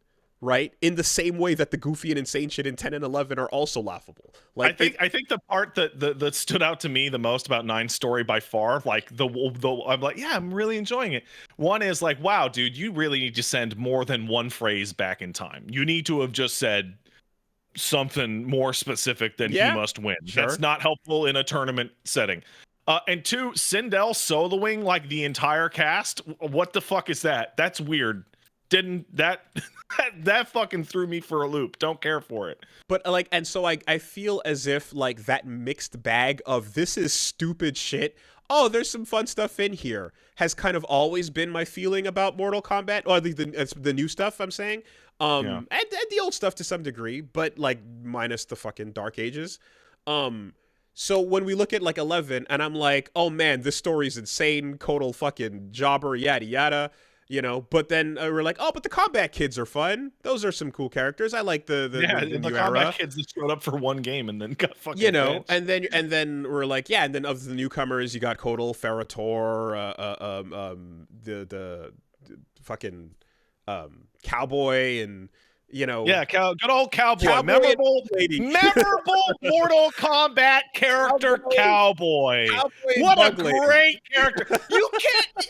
I just realized you said the Combat Kids, Ferrator, and Cowboy out of 6 characters. You couldn't remember the name of one. Aaron Black and Devora, right? Like those characters, I appreciate as newcomers. Fuck off! You don't get to say that. You couldn't remember his name. Can I finish the sentence? I appreciate them so much more than the fucking Armageddon cast of Meat, Borai Cho, Husu Hao shit that we fucking came from. Wooly, you are lying to yourself. Because the characters that you just said you don't appreciate, you remembered all of their fucking names. From you the just fucking era of memes we You okay, just all right, pulled out Su Hao. All right. You All couldn't right, you know, remember yeah. Cowboy, but you remembered Su Hao? So the new characters in MKX are in fact worse than the ones in Deadly Alliance and Deception and so on. In your mind, I guess. Yes, they stuck that's with exactly it. It's not because we've had a decade of talking about specifically Borai Cho and Su Hao, that those and fucking everything related to the Kami Dogu from all the bullshit we've been over. Right. I'm going to pull out a yes, piece of wisdom totally. from an unexpected place. There's one thing Matt was really right about all the time. It's way better for something to be trash than mediocre. I will remember Su Hao until the day I fucking die as one of the worst fucking fighting game characters ever. I couldn't remember Cowboy's fucking name. He's a cowboy. He's a cowboy. That's his power. I shoot a gun. Pew pew. You've made your stand. You're in your place. You're on one. This is what it is. All right, MK garbage. Sure, man. There's nothing to say beyond like, okay, sure. I've always thought. I'm glad.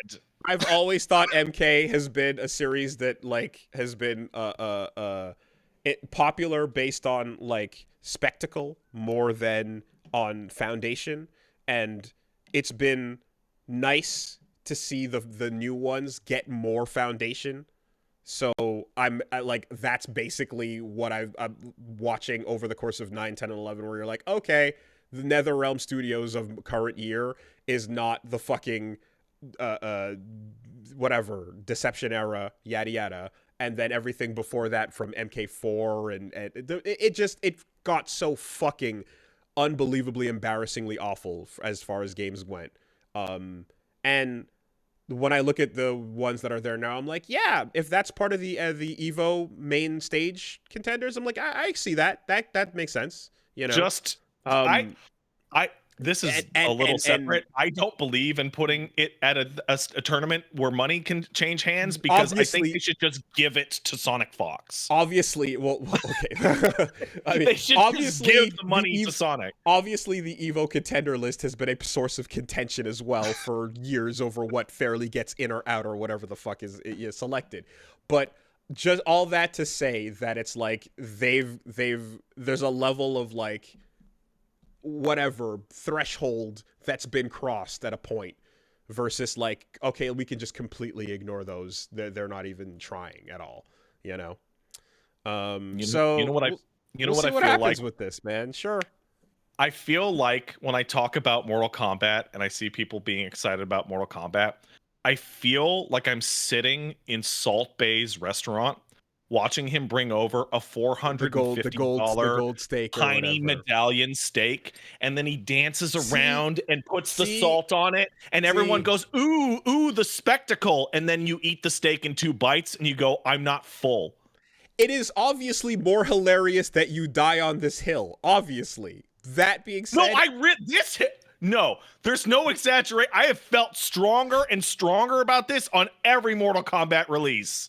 And I, with the way things were back in the day, especially, I always felt that style over substance thing was frustrating as fuck, especially to people who would argue with me about MK being better than Street Fighter and so on. Right? This is going back to elementary school bullshit fights where people didn't understand gameplay being a thing versus like how realistic the blood is and yada yada. Um, but I feel like that part of it, the style over substance, like split, has gotten better. Is at the end of it, and I feel as if like Okay. I got to a point where I was enjoying it in the last three games way more than I ever have in that franchise when I never was willing to give a fuck before that. You know, it I was would always I, just this is a popular but ultimately fucking garbage thing. And the amount that it cleaned up was one where I'm like, yeah, as someone who fucking plays every fighting game that comes out and like uh will give some time to like one that grabs my interest in some way. There was enough grabbing my interest from 9, 10, and 11 that I was like, yeah, okay, no, yeah. you're in. Um This is something I want to see where they go with it. And then story wise, it's as bullshit as ever with the fucking whatever reset's gonna come. But again, at the end of the day, I'm curious to see what they're gonna do gameplay wise more than anything, and that's why I want to hear about this cameo 2v2 system or so I whatever that's gonna I be. totally agree with you that the games have gotten better, and I will now rephrase that in the most condescending way possible. In that Mortal Kombat 1 through 8, which I'm gonna say is up to Armageddon, it feels like they were obsessed with making a fighting game that was really cool. And then Mm-hmm. when they started MK9, MK9 felt like the first time they actually sat down and said, "What if we tried to make the game fun to play?" And they have been on that journey since. Yes, yes, yes, yes. And I would even say maybe Boone was like, what if we got some of the people that play this to come and give advice on what they would like to enjoy while the fighting is Yeah. happening? And we'll take It care of everything else outside of when the fighting is happening. it's this really True. weird Absolutely agreed situation on that. I where totally agree on that. we are 12 games in and we are 3 games worth of growth. This growth should have happened in like 94, no, 95 to 2000. But we're in 2023 now and we're like, Wooly, we're playing Street Fighter 6. Street Fighter 6 has a long history of good games that they have improved on, and look how far they've come. And then I look at what we're going to deal with Mortal Kombat, and it's going to be stiff and focused on gore, and it's like, oh cool, I'm playing the game they should have made in 2002. Oh, my head hurts so bad. I I think my mean, blood pressure is spiking. like if we followed up the era of Capcom versus SNK2 in straight into the '09 era, dear God, what a fucking amazing reality we would be in. That I totally agree with that, and I will say that like yeah, man, you can see the exact moment they decided to actually start caring about the gameplay more for sure. Um, I also I think when I'm looking at it too, like there's a part where I was I was also like I have there's a Mortal Kombat scene that's local that I know I was going and participating in to some degree, and we have some really strong players. Hayate's from here, and he's a good friend that went really far in those games. And like watching those games competitively was like the majority of like how I followed 11. 10 the end of 10 I would say I started paying some attention to it a little bit, and then for some of 11 as well, and did some of those events on our channel and did some commentary for it and stuff. And like it just like I said, it for me it felt like it hit a point where watching it and watching high level play matches as well was pretty hype, like seeing the meta of like what was going on at that level I thought was pretty sick. It hit a point that was very very far from the you're not even trying era, before that, as we were describing.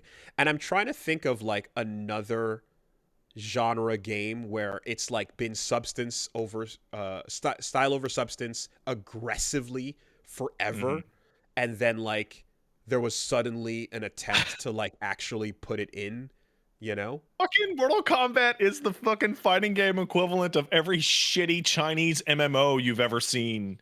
Oh god, I don't Wow, know look at the anything about character him, but creator. Wow, look at the graphics. Oh, it's like the worst game ever. Oh no.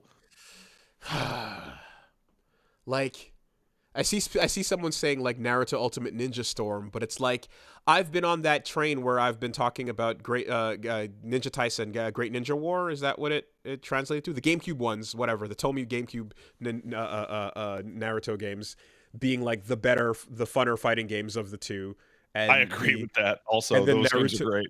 the Naruto Met Hero was like way worse, but they had the prettier cutscenes, and You know that what? was enough It is for actually that to fairly flourish. similar.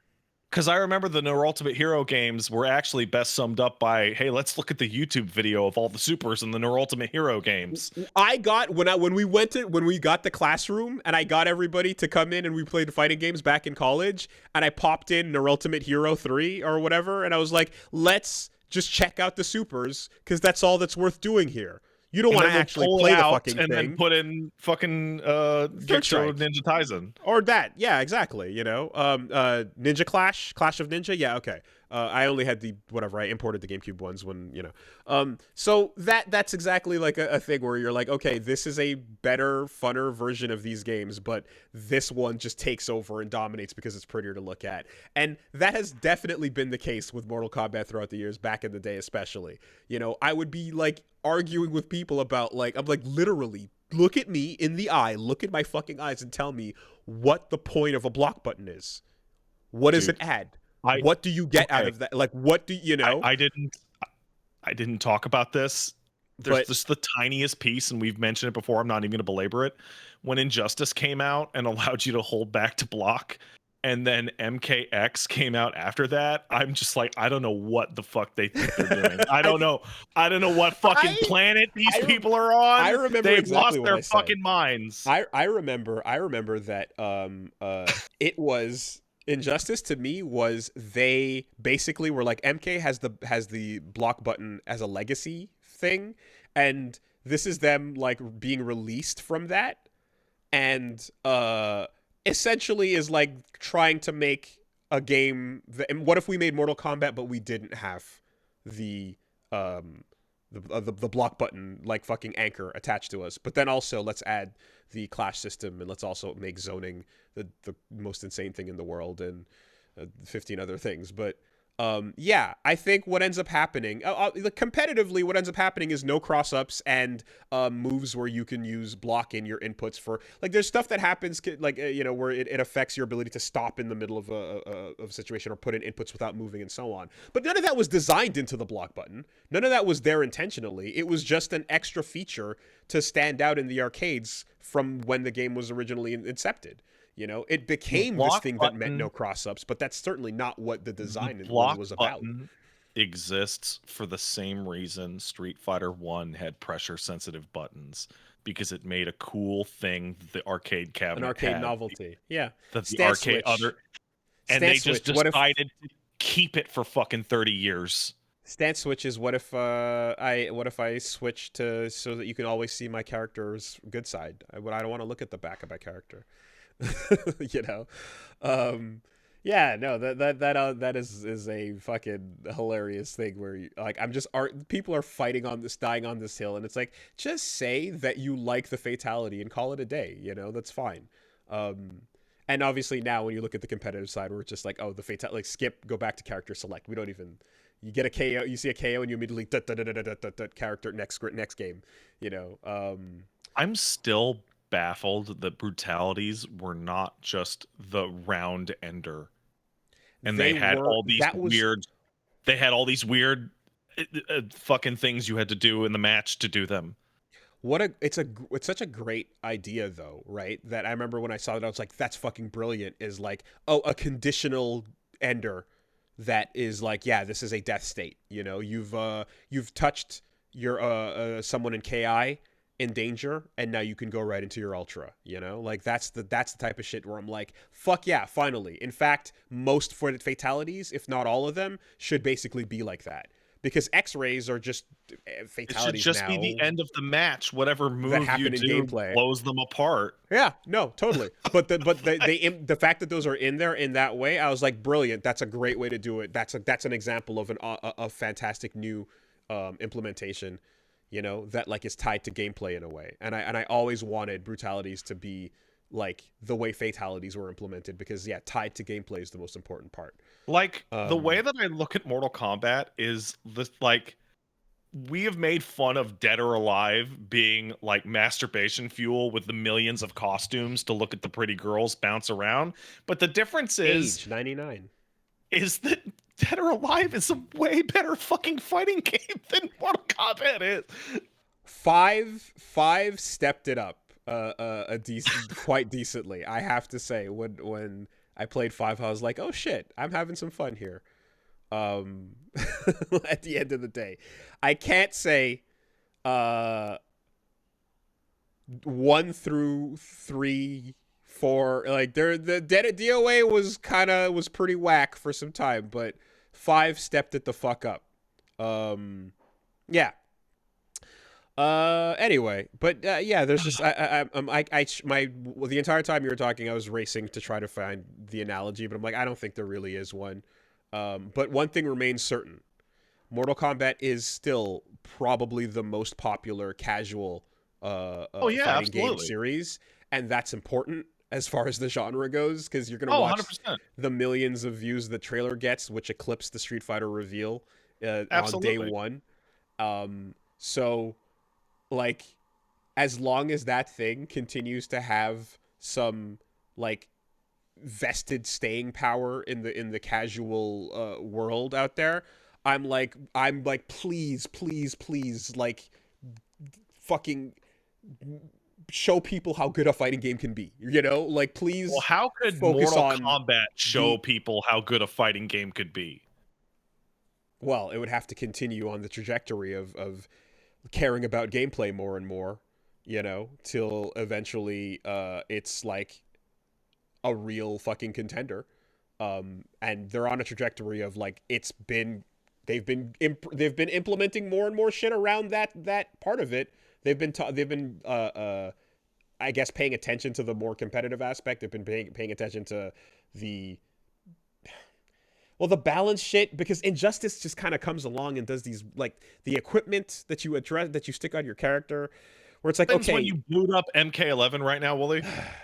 Today? like say again, Do you know what happens if you boot up MK11 right now? what You get a full page pre-order splash screen for for for MK12. one. For MK1, yeah. Wonderful. Um, like the problem I'm just thinking of, like, yeah, with like as they would take a step forward, you'd get a step back with like basically gems again, you know, with like unique style, stances, equipment, whatever, yeah, that you have to put on your character. And if all of that were just handled in the way that we're talking about with Street Fighter 6, where it's like that's the bullshit that's completely for an online nonsense whatever mode, you know, that'd be one thing. But there was a point where it's like, no, this is the main mode you're going online with. Therefore, the competitive version people are playing in brackets is kind of like Smash Brothers, where we have to just use our own like local rule set, and it's like, ah, god damn it, you know, that shouldn't be the I'm case. gonna laugh So, super hard when they show that game off and it has a block button. oh, of course, it'll never I'm not gonna have a laugh block so button. fucking hard. Yeah, no, and the thing is, MK, like the MK scene, which there is a very like Yeah. very you Yeah. know lively community out there that's fucking competitive in MK. Yeah, and there's At a Slipknot scene too. no, they're not. There's no desire for the block button to go away at this point. Yeah. We're locked in. We're locked the fuck Would in, interfere man. with them learning how to use a second brain cell. Okay, okay. I will have you know that I have watched. It I felt have so good to watched say. I don't even care. you will get dusted left and right by some of the best MK players that switching over to like Oh yeah, anime no, and shit. Like absolutely. no, They've no. gotten really good at that using that brain cell. The competitive the competitive MK player, I've seen quite a few of them make the jump. They're doing all right. They're doing all right, believe it or not. Oh yeah, no, yeah, totally. That just felt good to say. I don't even give a shit. I'm like, do you even believe it? Like, No, that's when I say that just felt fun to say. That's what I'm saying. I just wanted to hear it come out of my mouth. okay, because I'm like, Oh man, you go fight a Cetrion player in tournament and show me what the fuck you have. yeah. At Hey, the, I'll one up you. Who the fuck is Cetrion?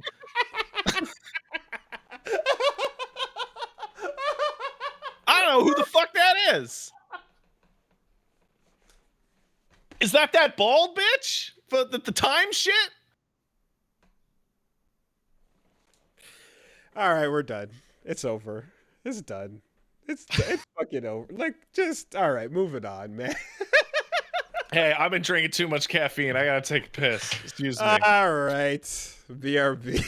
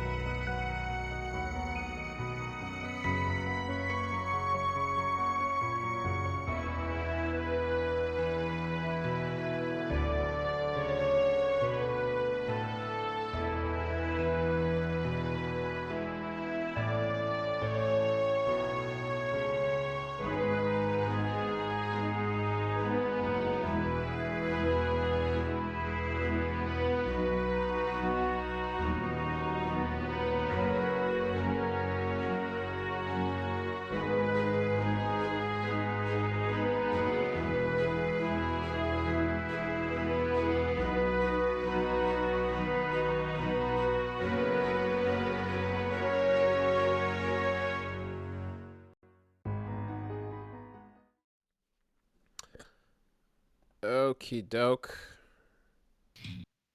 So, this is the last piece of news, fighting game related. Uh, is more unofficial. However, It's gonna be a lot of fighting game news in the next couple of weeks. I mean, it seems to be it's about that time of the year, right? It's popping off, but Fighting game is for spring. it used to be summer. the end of February, but it's just becoming this general February, March, April season. If you can direct your attention towards Angel Glory 7 on Twitter, you'll see that they've posted the latest progress on Gene from God Hand. Oh, I saw that. That was really cool. Who's now getting modded into Marvel 3 because fucking Capcom didn't do it themselves. So If you're too coward to put God Hand in, the mods are gonna do it themselves. Gene is not done yet, but the progress is looking pretty all right. Mm-hmm. Sound clips are there. Yeah, it Seems looks like, really impressive. yep, we're seeing, modified Wesker doing some, classic stuff, um, and I don't know if it's possible or not, but like the idea of having ultimately a wheel that you can spin through to get your fucking combo enders and everything, like it would be incredible. But yeah, Marvel God Hand, uh, go check it out. Fantastic. Um, Shout outs to Angel Glory 7 on Twitter. Um, the Marvel modding character fucking community is continuing to do unbelievable shit. Yeah, shout out to Um, Max for putting out that bounty to add more slots, which mm-hmm. was achieved. Yep. That was a hell of a fucking incentive, right? Just like, because with that you can create the definitive like um Project M of Marvel, It creates the um the basis for a community agreed upon large expansion that would be like just a large official not official but unofficial pack to play as. That would be sick. I did not see Nagaryuki and Revelator. That's pretty fucking sick. Yo, shout outs Wistful Hopes as well. Oh, that's weird. Yeah. Fuck. Wistful Hopes was also behind the some of the previous amazing Marvel modding, including getting, I want to say, Goku's into Strive and Gran as well. So, You got damn, Goku in there. that's crazy. Eyes on the Marvel 3 community. All right, I feel so bad yeah, for Infinite because like people just went, nah, let's just work on Marvel 3 more rather than do anything with Infinite. I mean, dude, the second that they're like, hey, look, Monster Hunter is now in Marvel 3, I'm like, I will never think about Infinite again.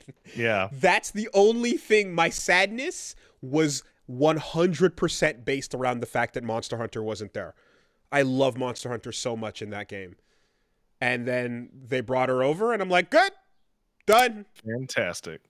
I don't have to miss it and be like, I don't have to sit and convince Reggie, like, hey, do you want to pop in Infinite for like maybe like half an hour just to do some. No? Okay. Like, fuck that. We just go right to the fucking mods, man. Yeah. All right. Last bit is Jackalyptic Games, Mm-hmm.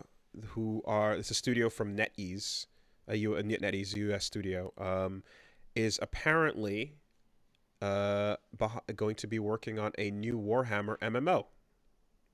Really? Yeah. Okay. Let's see They it. have so they were founded last year. They have a bunch of people that worked at what did they say? They had Games Workshop employees. They had people that worked on DC Universe Online, Star Trek Online, and City of Heroes. That's not giving me a Um, lot of fucking confidence. well, when it comes to the world of MMOs, dude, I don't really know what the fuck you got to go on if it ain't WoW or 14, certainly. There's not a But lot. It's not a vibrant genre. uh, how about the last Warhammer MMO from EA Mythic, 22? a company that no longer exists. Was it 2008 or 9 or It was a while whatever? ago, The yeah. fucking that thing with the weird horses. I saw a video of like the fucking horses where you turn and they just gonna. Who knows? MMOs are terrible. Okay, well, MMOs are bad. You shouldn't play them. 6.4 is out this week. Woo! mm-hmm. Stop playing MMOs. Start playing Aska. Yeah, for we'll real. we'll guide you back over. Come over this way. Look at the spell book. Look at the rotation. No, I don't want to. You No. like it. You're familiar with it. It's warm. You know what? You're already better than anybody who doesn't know what a rotation is. You're gonna Yeah, fucking. probably. You got a head start. You're right. No. No. Hey, we got that Overwatch news on here because man, do I want to laugh about that. I was gonna hit something else, but go ahead. Overwatch 2's PvP expansion, the thing that Overwatch 2 is for, is canceled. Wah, wah. It has also come out via their like sadness about canceling Overwatch 2's PvE mode. No shit. That so remember how everyone thought Titan was salvaged into Overwatch? Do you remember that? I missed that. Holy shit. Do you Okay. remember? So first of all, what the fuck is the point of Overwatch 2 now? Totally baffled. Yes, I remember Titan was gonna be a game where you had a normal everyday life, but then you had a secret superhero life. Yeah, hey, but and then Overwatch happened. And we're like, oh, they must have turned that into. So here's the thing: Titan was actually a massive total failure internally and never went anywhere. Overwatch was The the plan. multiplayer aspect of it pulled out? No, Wasn't that Overwatch it? was the plan to revive Titan. So the plan was Overwatch Oh yeah, well yeah. get people into PvP. Then plan number 2 was Overwatch 2's player versus environment mode, where you would build a character and fight mobs. And then they would use the success of that to go, hey guys, we're bringing Titan back. You've liked Overwatch 2's player versus environment thing? Yeah. And now that's canceled. So Titan is dead again. I remember there was when they were talking about Overwatch's announcement around that time, there was an interview where they kind of described this was the bones of a multiplayer mode in Titan that Yeah. got like turned into its own, So closed thing. the past like 10, 15 years of Blizzard output has been, maybe we can get management to get Titan back up, and it has failed again.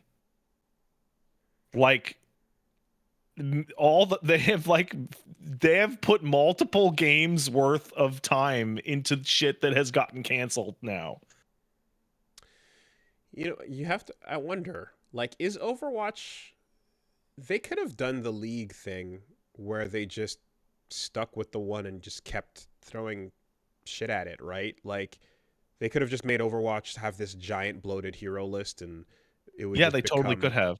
That was totally a possibility. Now Overwatch 2 has no purpose to exist because it's now just Overwatch 1 again. And I Like mean, I don't like it. Like and to the some whole point of degree, Overwatch 2 but is to like, have the fucking play PvE mode. but also, didn't we already kind of cover that 2 is not really 2? It's just 1 being forced into being replaced by 2 because it's Yeah, and actually just an updated version.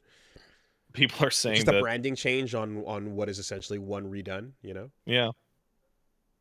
Like one of the reasons why Overwatch 1 didn't get as much support as it probably could have is because most of the team that was working on Overwatch 1 was working on PvE stuff that later got put into Overwatch 2 that later got canceled. I also remember the days of I don't think anything's changed in this regard, but like the days of like Blizzard can afford to make an entire game and then just decide to scrap it because they've got infinite fucking Yeah, bucks. and now they have That done that as many times as they've put out games. like it was it was specifically the World of Warcraft as the main MMO of the planet Earth era. Yeah. When it was like the amount of like just boatloads of cash coming in every month mean they can run as many of these into the ground as they want and decide to launch the one that maybe thinks that it might be okay. Like it has become like overwhelmingly clear Taking the that hit. Blizzard has for a long time had incredible developers making some of the best shit ever, and the management at all levels on that company is a bunch of stupid shitbags that ruin everything.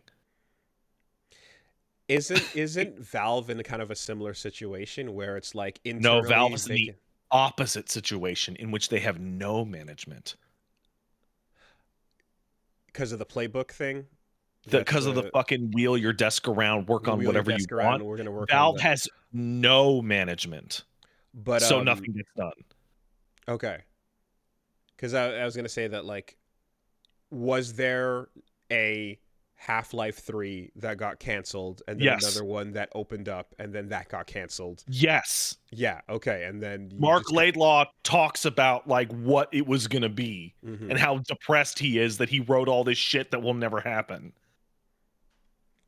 so there's a certain size of company that can, like, more or less not hit a point where a project is do or die, you know? Or if it gets stuck in development hell, it's like, yeah, well, it's not that big a deal. It's kind of like, for example, I feel like when um, Final Fantasy, let me call it the correct name, when Final Fantasy Versus 13 Yeah. was struggling Yeah. and 14 1.0 was struggling, like Yeah. that game continuing to have a cost on them over like the course of, you know, the better part of a decade, while thinking about what 7 was supposed to be, or 7R for that Mhm. matter, like Square could barely handle the cost of that. The importance Yep. of it, because it had the name Final Fantasy on it, was the reason why they allowed it to go that long. But any other project like that, that's just like a fucking loss leader, they would never give it that amount. Yeah. um The all-time greatest ever for video game development will always be, in my mind, PlayStation 2 era Capcom. They make something, they realize it's not enough. Well, they will use every part of the video game Buffalo. Okay, this cannot be a Resident Evil game. Okay, it's a spin-off. This cannot be a Resident Evil game. Okay, it's a different spin-off. This can't be this. It has to be a new thing. Just take it apart and slap it back together and put something out. That's the spiral staircase from Mega Man X5, now shown in Dungeons and Dragons Shadows of Mystara. Like, yeah, absolutely. Every part. You're not gonna you're if you're a Mega Man X fan, you're not gonna go play Dungeons and Dragons. You'll never see these stages. Shut up. uh yeah. Um well, in any case, yeah, what was the reason they gave for the cancellation of PvE? I believe Because I pulled up the I article here, but believe I I haven't had a you chance know to what? read it, of course. Uh I d- I can't remember. I was laughing so hard that that I can't even remember it wasn't that it was too hard. The It scope was grew too big. We were trying to do too many things at once, and we lost focus. We had an okay, exciting, so gargantuan it was vision, in dev hell. and we were continually pulling resources away from the live game in an attempt to realize it. Okay, there. It Yeah, was in yeah, dev I didn't development. catch that. That's wild. Well, So woof. we also had some old Blizzard employees talking about how fucking piece of shit Bobby Kotick would be the producer from On Hell, Yeah, sure. I the mean, producer from Hell from On High, and would tell them put this thing in, and then the teams would work for 6 months to implement a feature that they would then cut days before launch because someone changed their mind. how many babies has he eaten this week? You know? The at least 4 babies. Yeah. Um. Okay. Well. Uh.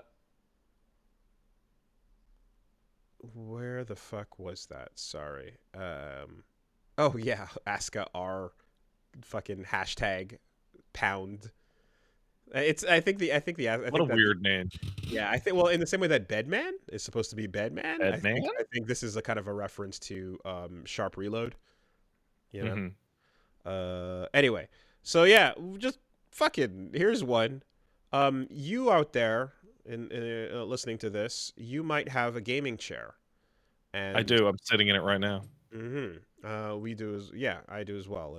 You know, the Herman Millers fucking saved the back more than enough times, but a lot of people, um, out there might have the IKEA Marcus office chair. If you don't, you've definitely seen it before. It's that one that has the mesh looking back. Not Um, familiar, but sure. it looks like the back is thin and made of mesh. Like you've seen it everywhere. It's that main one. So apparently, uh, some people have been noticing some issues with the chair, Yeah. such as when you stand up or sit down, it might turn your monitor off. So, uh, that was a bit of a fucking what? And Ow. it turns out that yes, if you have like chairs like that build up an unusual amount of electrostatic discharge, and Is the it's not the chair firing off a fucking EMP? when you build up enough charge, enough friction, either the gas lift under the chair or the seat surface will disperse the charge and then blink your monitor off to or possibly affect anything that is not grounded near your computer. What the fuck? Throw that in the It's trash. crazy. So yeah, your gaming chair can actually affect your PC performance. How about that? That is fucked. That is absolutely Terrifying. fucked. If anything exposed, right? Imagine, like, again, your PC tower's case is obviously gonna have its fucking outer shell being fine, but anything else around you, you know, good luck. Try to stop gamers. They got lightning now, man. Yeah, it's the look. Take a look because you'll recognize it. It's a pretty common chair, but it's a basic IKEA chair. That is the one in question here. Fucking wild. Yes, and then roll that up to your nearest LAN the next time you have a tournament that you bring your computer out to, and fuck up the competition. That is fucking stupid as hell. Power of Raiden. Oh, my fucking audio just stopped recording. Wonderful. Okay. Can you export it? Yeah, I can export it.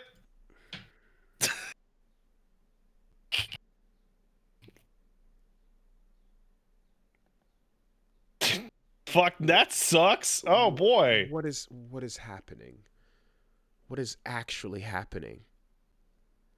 I Oh my looked god. over. I'm not sure how long that's been stopped either. Ooh, wonderful. Must be the chair. All right. Let's take some letters. Hey, hold on. Wait. I gotta start recording again.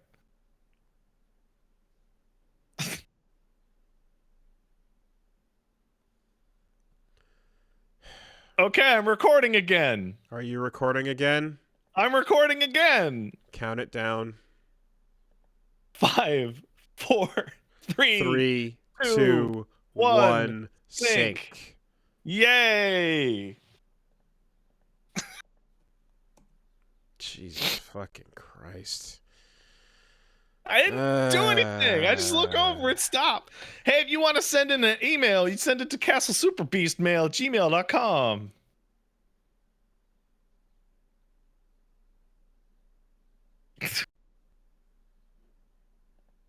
You have an email. You sound like this, like Wooly reading it off. Um, Dear Wooly, how the fuck are you gonna fix this one? Lamau. That's a Okay, good email, Wooly. I have an idea. He has an idea. It's a good idea, I bet. Everything between when you stopped and when you started is gone. Use the Twitch. Yeah, Yeah. which then Okay. gets. Just mash it all in one file. Linux would It'll- solve this. Everyone's right. Yeah, Linux would solve it. You'd be Linux would have made this easy. We got one coming in. Thomas here says, "Hey, Magos, Pat, and Sorcerer Wooly. Recently, Games Workshop announced that they were discontinuing their old 2003 Catastropharum Dreadnought model in favor of the new 2017 to 23 model. Redemptor Dreadnought. There's images attached, yada yada. Some might say the new model is objectively cooler, with a bigger, taller pose, and more detailed sculpting and actual knees that can walk properly, but I grew up with the Dawn of War games, and the weird waddling boxiness of the old walking coffin design is special to me. Do you have any other legacy designs that you are irrationally attached to, or am I not crazy and the older design is actually still cooler? I think every goddamn version of the Enterprise after TNG looked like a big pile of shit. And that's not a very uncommon opinion. I mean, I'll drop fucking this one. Every single Gundam ever made looks twice as cool when it's partially destroyed. Ah, you're totally right. Every single one of them. What if you put a cape on it? Like a cloak. The goofy ass old bendy RX-78 gets infinitely cooler when its head and arm are blown the fuck off. No, he's right. Every He's so single Gundam looking like a piece of shit. Like a fucking so Zaku cool. with the mouth tube torn and like an arm all fucked up. Man, that Zaku looks cool. Gotta do it. Gotta do it. Don't give me the clean production line garbage fucking shiny Nah, you shit. want some scuff on it. Yeah. Yeah. That's just a hard fast rule on it. So no, you're not wrong. I also, by the way, I really do like the boxy design of those dreadnoughts a lot. I think they're really cool.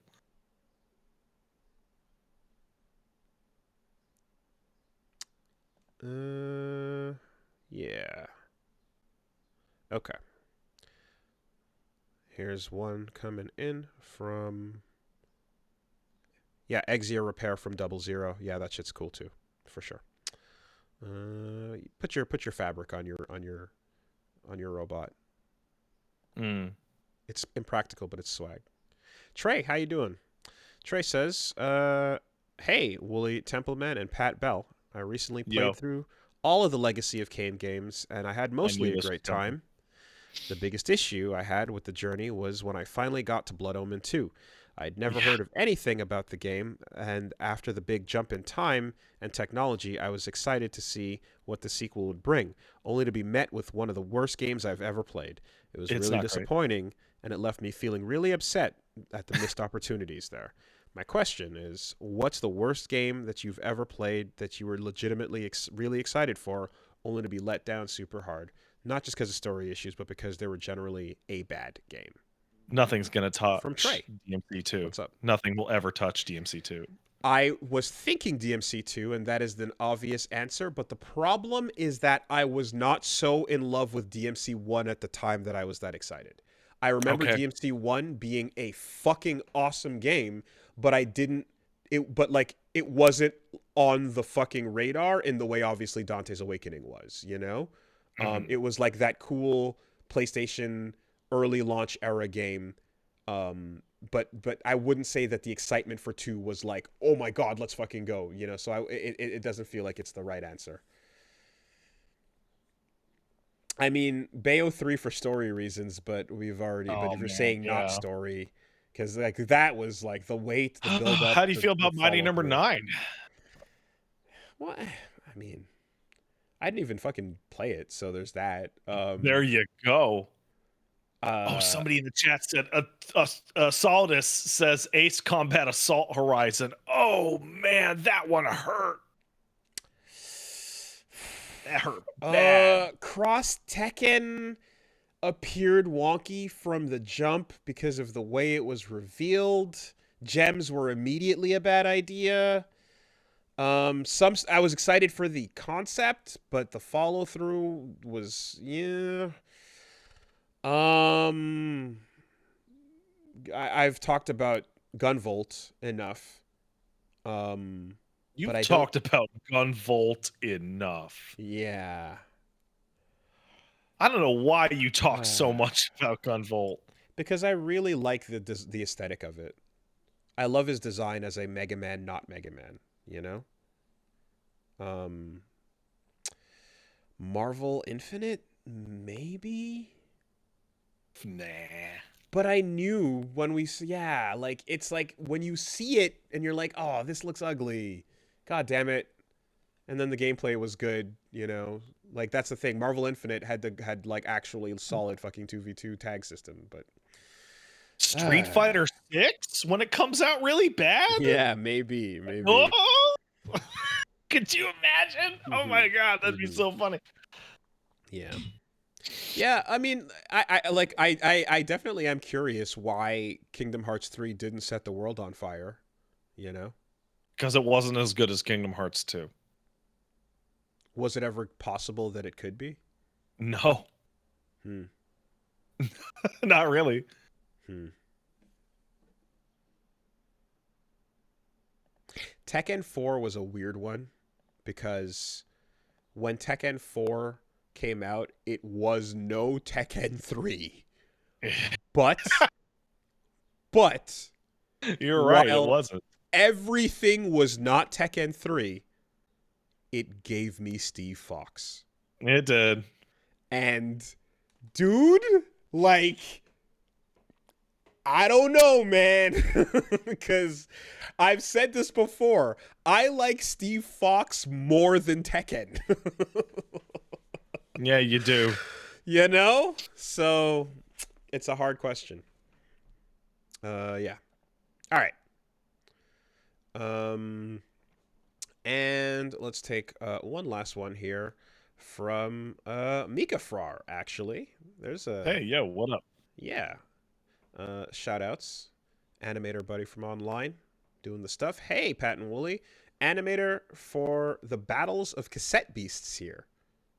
Wanted to say thanks for the kind words. That's cool. I did You did a not great job. know. You did a great job. Didn't know that you were working on that. That is fucking sick. In the same vein as Cassette Beasts, what's a game or genre that you want to see replicated more? Despite being successful or lucrative ideas, those games many devs don't like to take a stab at. Thanks. Easy one for me on that. There's no good reason why the genre of Dokapon is not a big hit. Yeah, you're totally right. 100%. Mario Party is not that. And Mario Party is doing its own weird thing that has kind of unfortunately fell off. There's no reason for Dokapon to not be a regular crazy ass fucking thing. Yeah.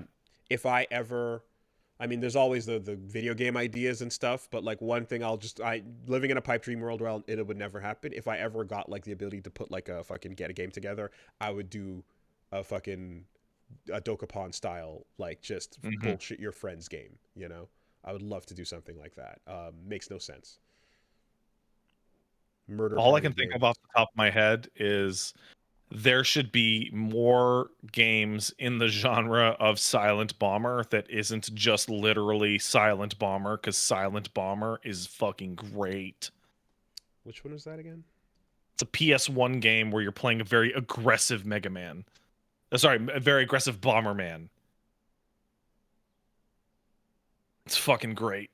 Oh my god. Wow, this is PlayStation 1. Yeah, and it's awesome.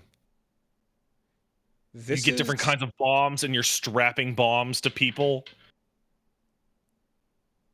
It oh is a gem. man. Um God, this fucking reminds me so hard of the N64 game where you fought on a grid and you had moves that you would unlock and you could do a suplex and it had like an unexpected two player versus mode. It has that fucking energy to it and it looks like it comes from the exact same place. Hybrid Heaven. It looks like Yeah, it comes from the same place as Hybrid Heaven. it Just released around that time. quintessential PlayStation 1 versus quintessential N64. Dear God, man. Wow. Yeah, okay. There you go. It's the only game I can think of that is even somewhat like itself. There's these games that come out of nowhere sometimes that strike gold because a designer had a really fucking good idea and like it's crack and then no one else ever touches on it again. Ever. And you're like, there's an IP on this that you could fucking make and like no one around has capitalized on it. Money on the table, you know? Yeah. Okay. There you go. All right, before we end the podcast this week, everyone remember Street Fighter 6 is coming out, so that's exciting. And don't play Mortal Kombat.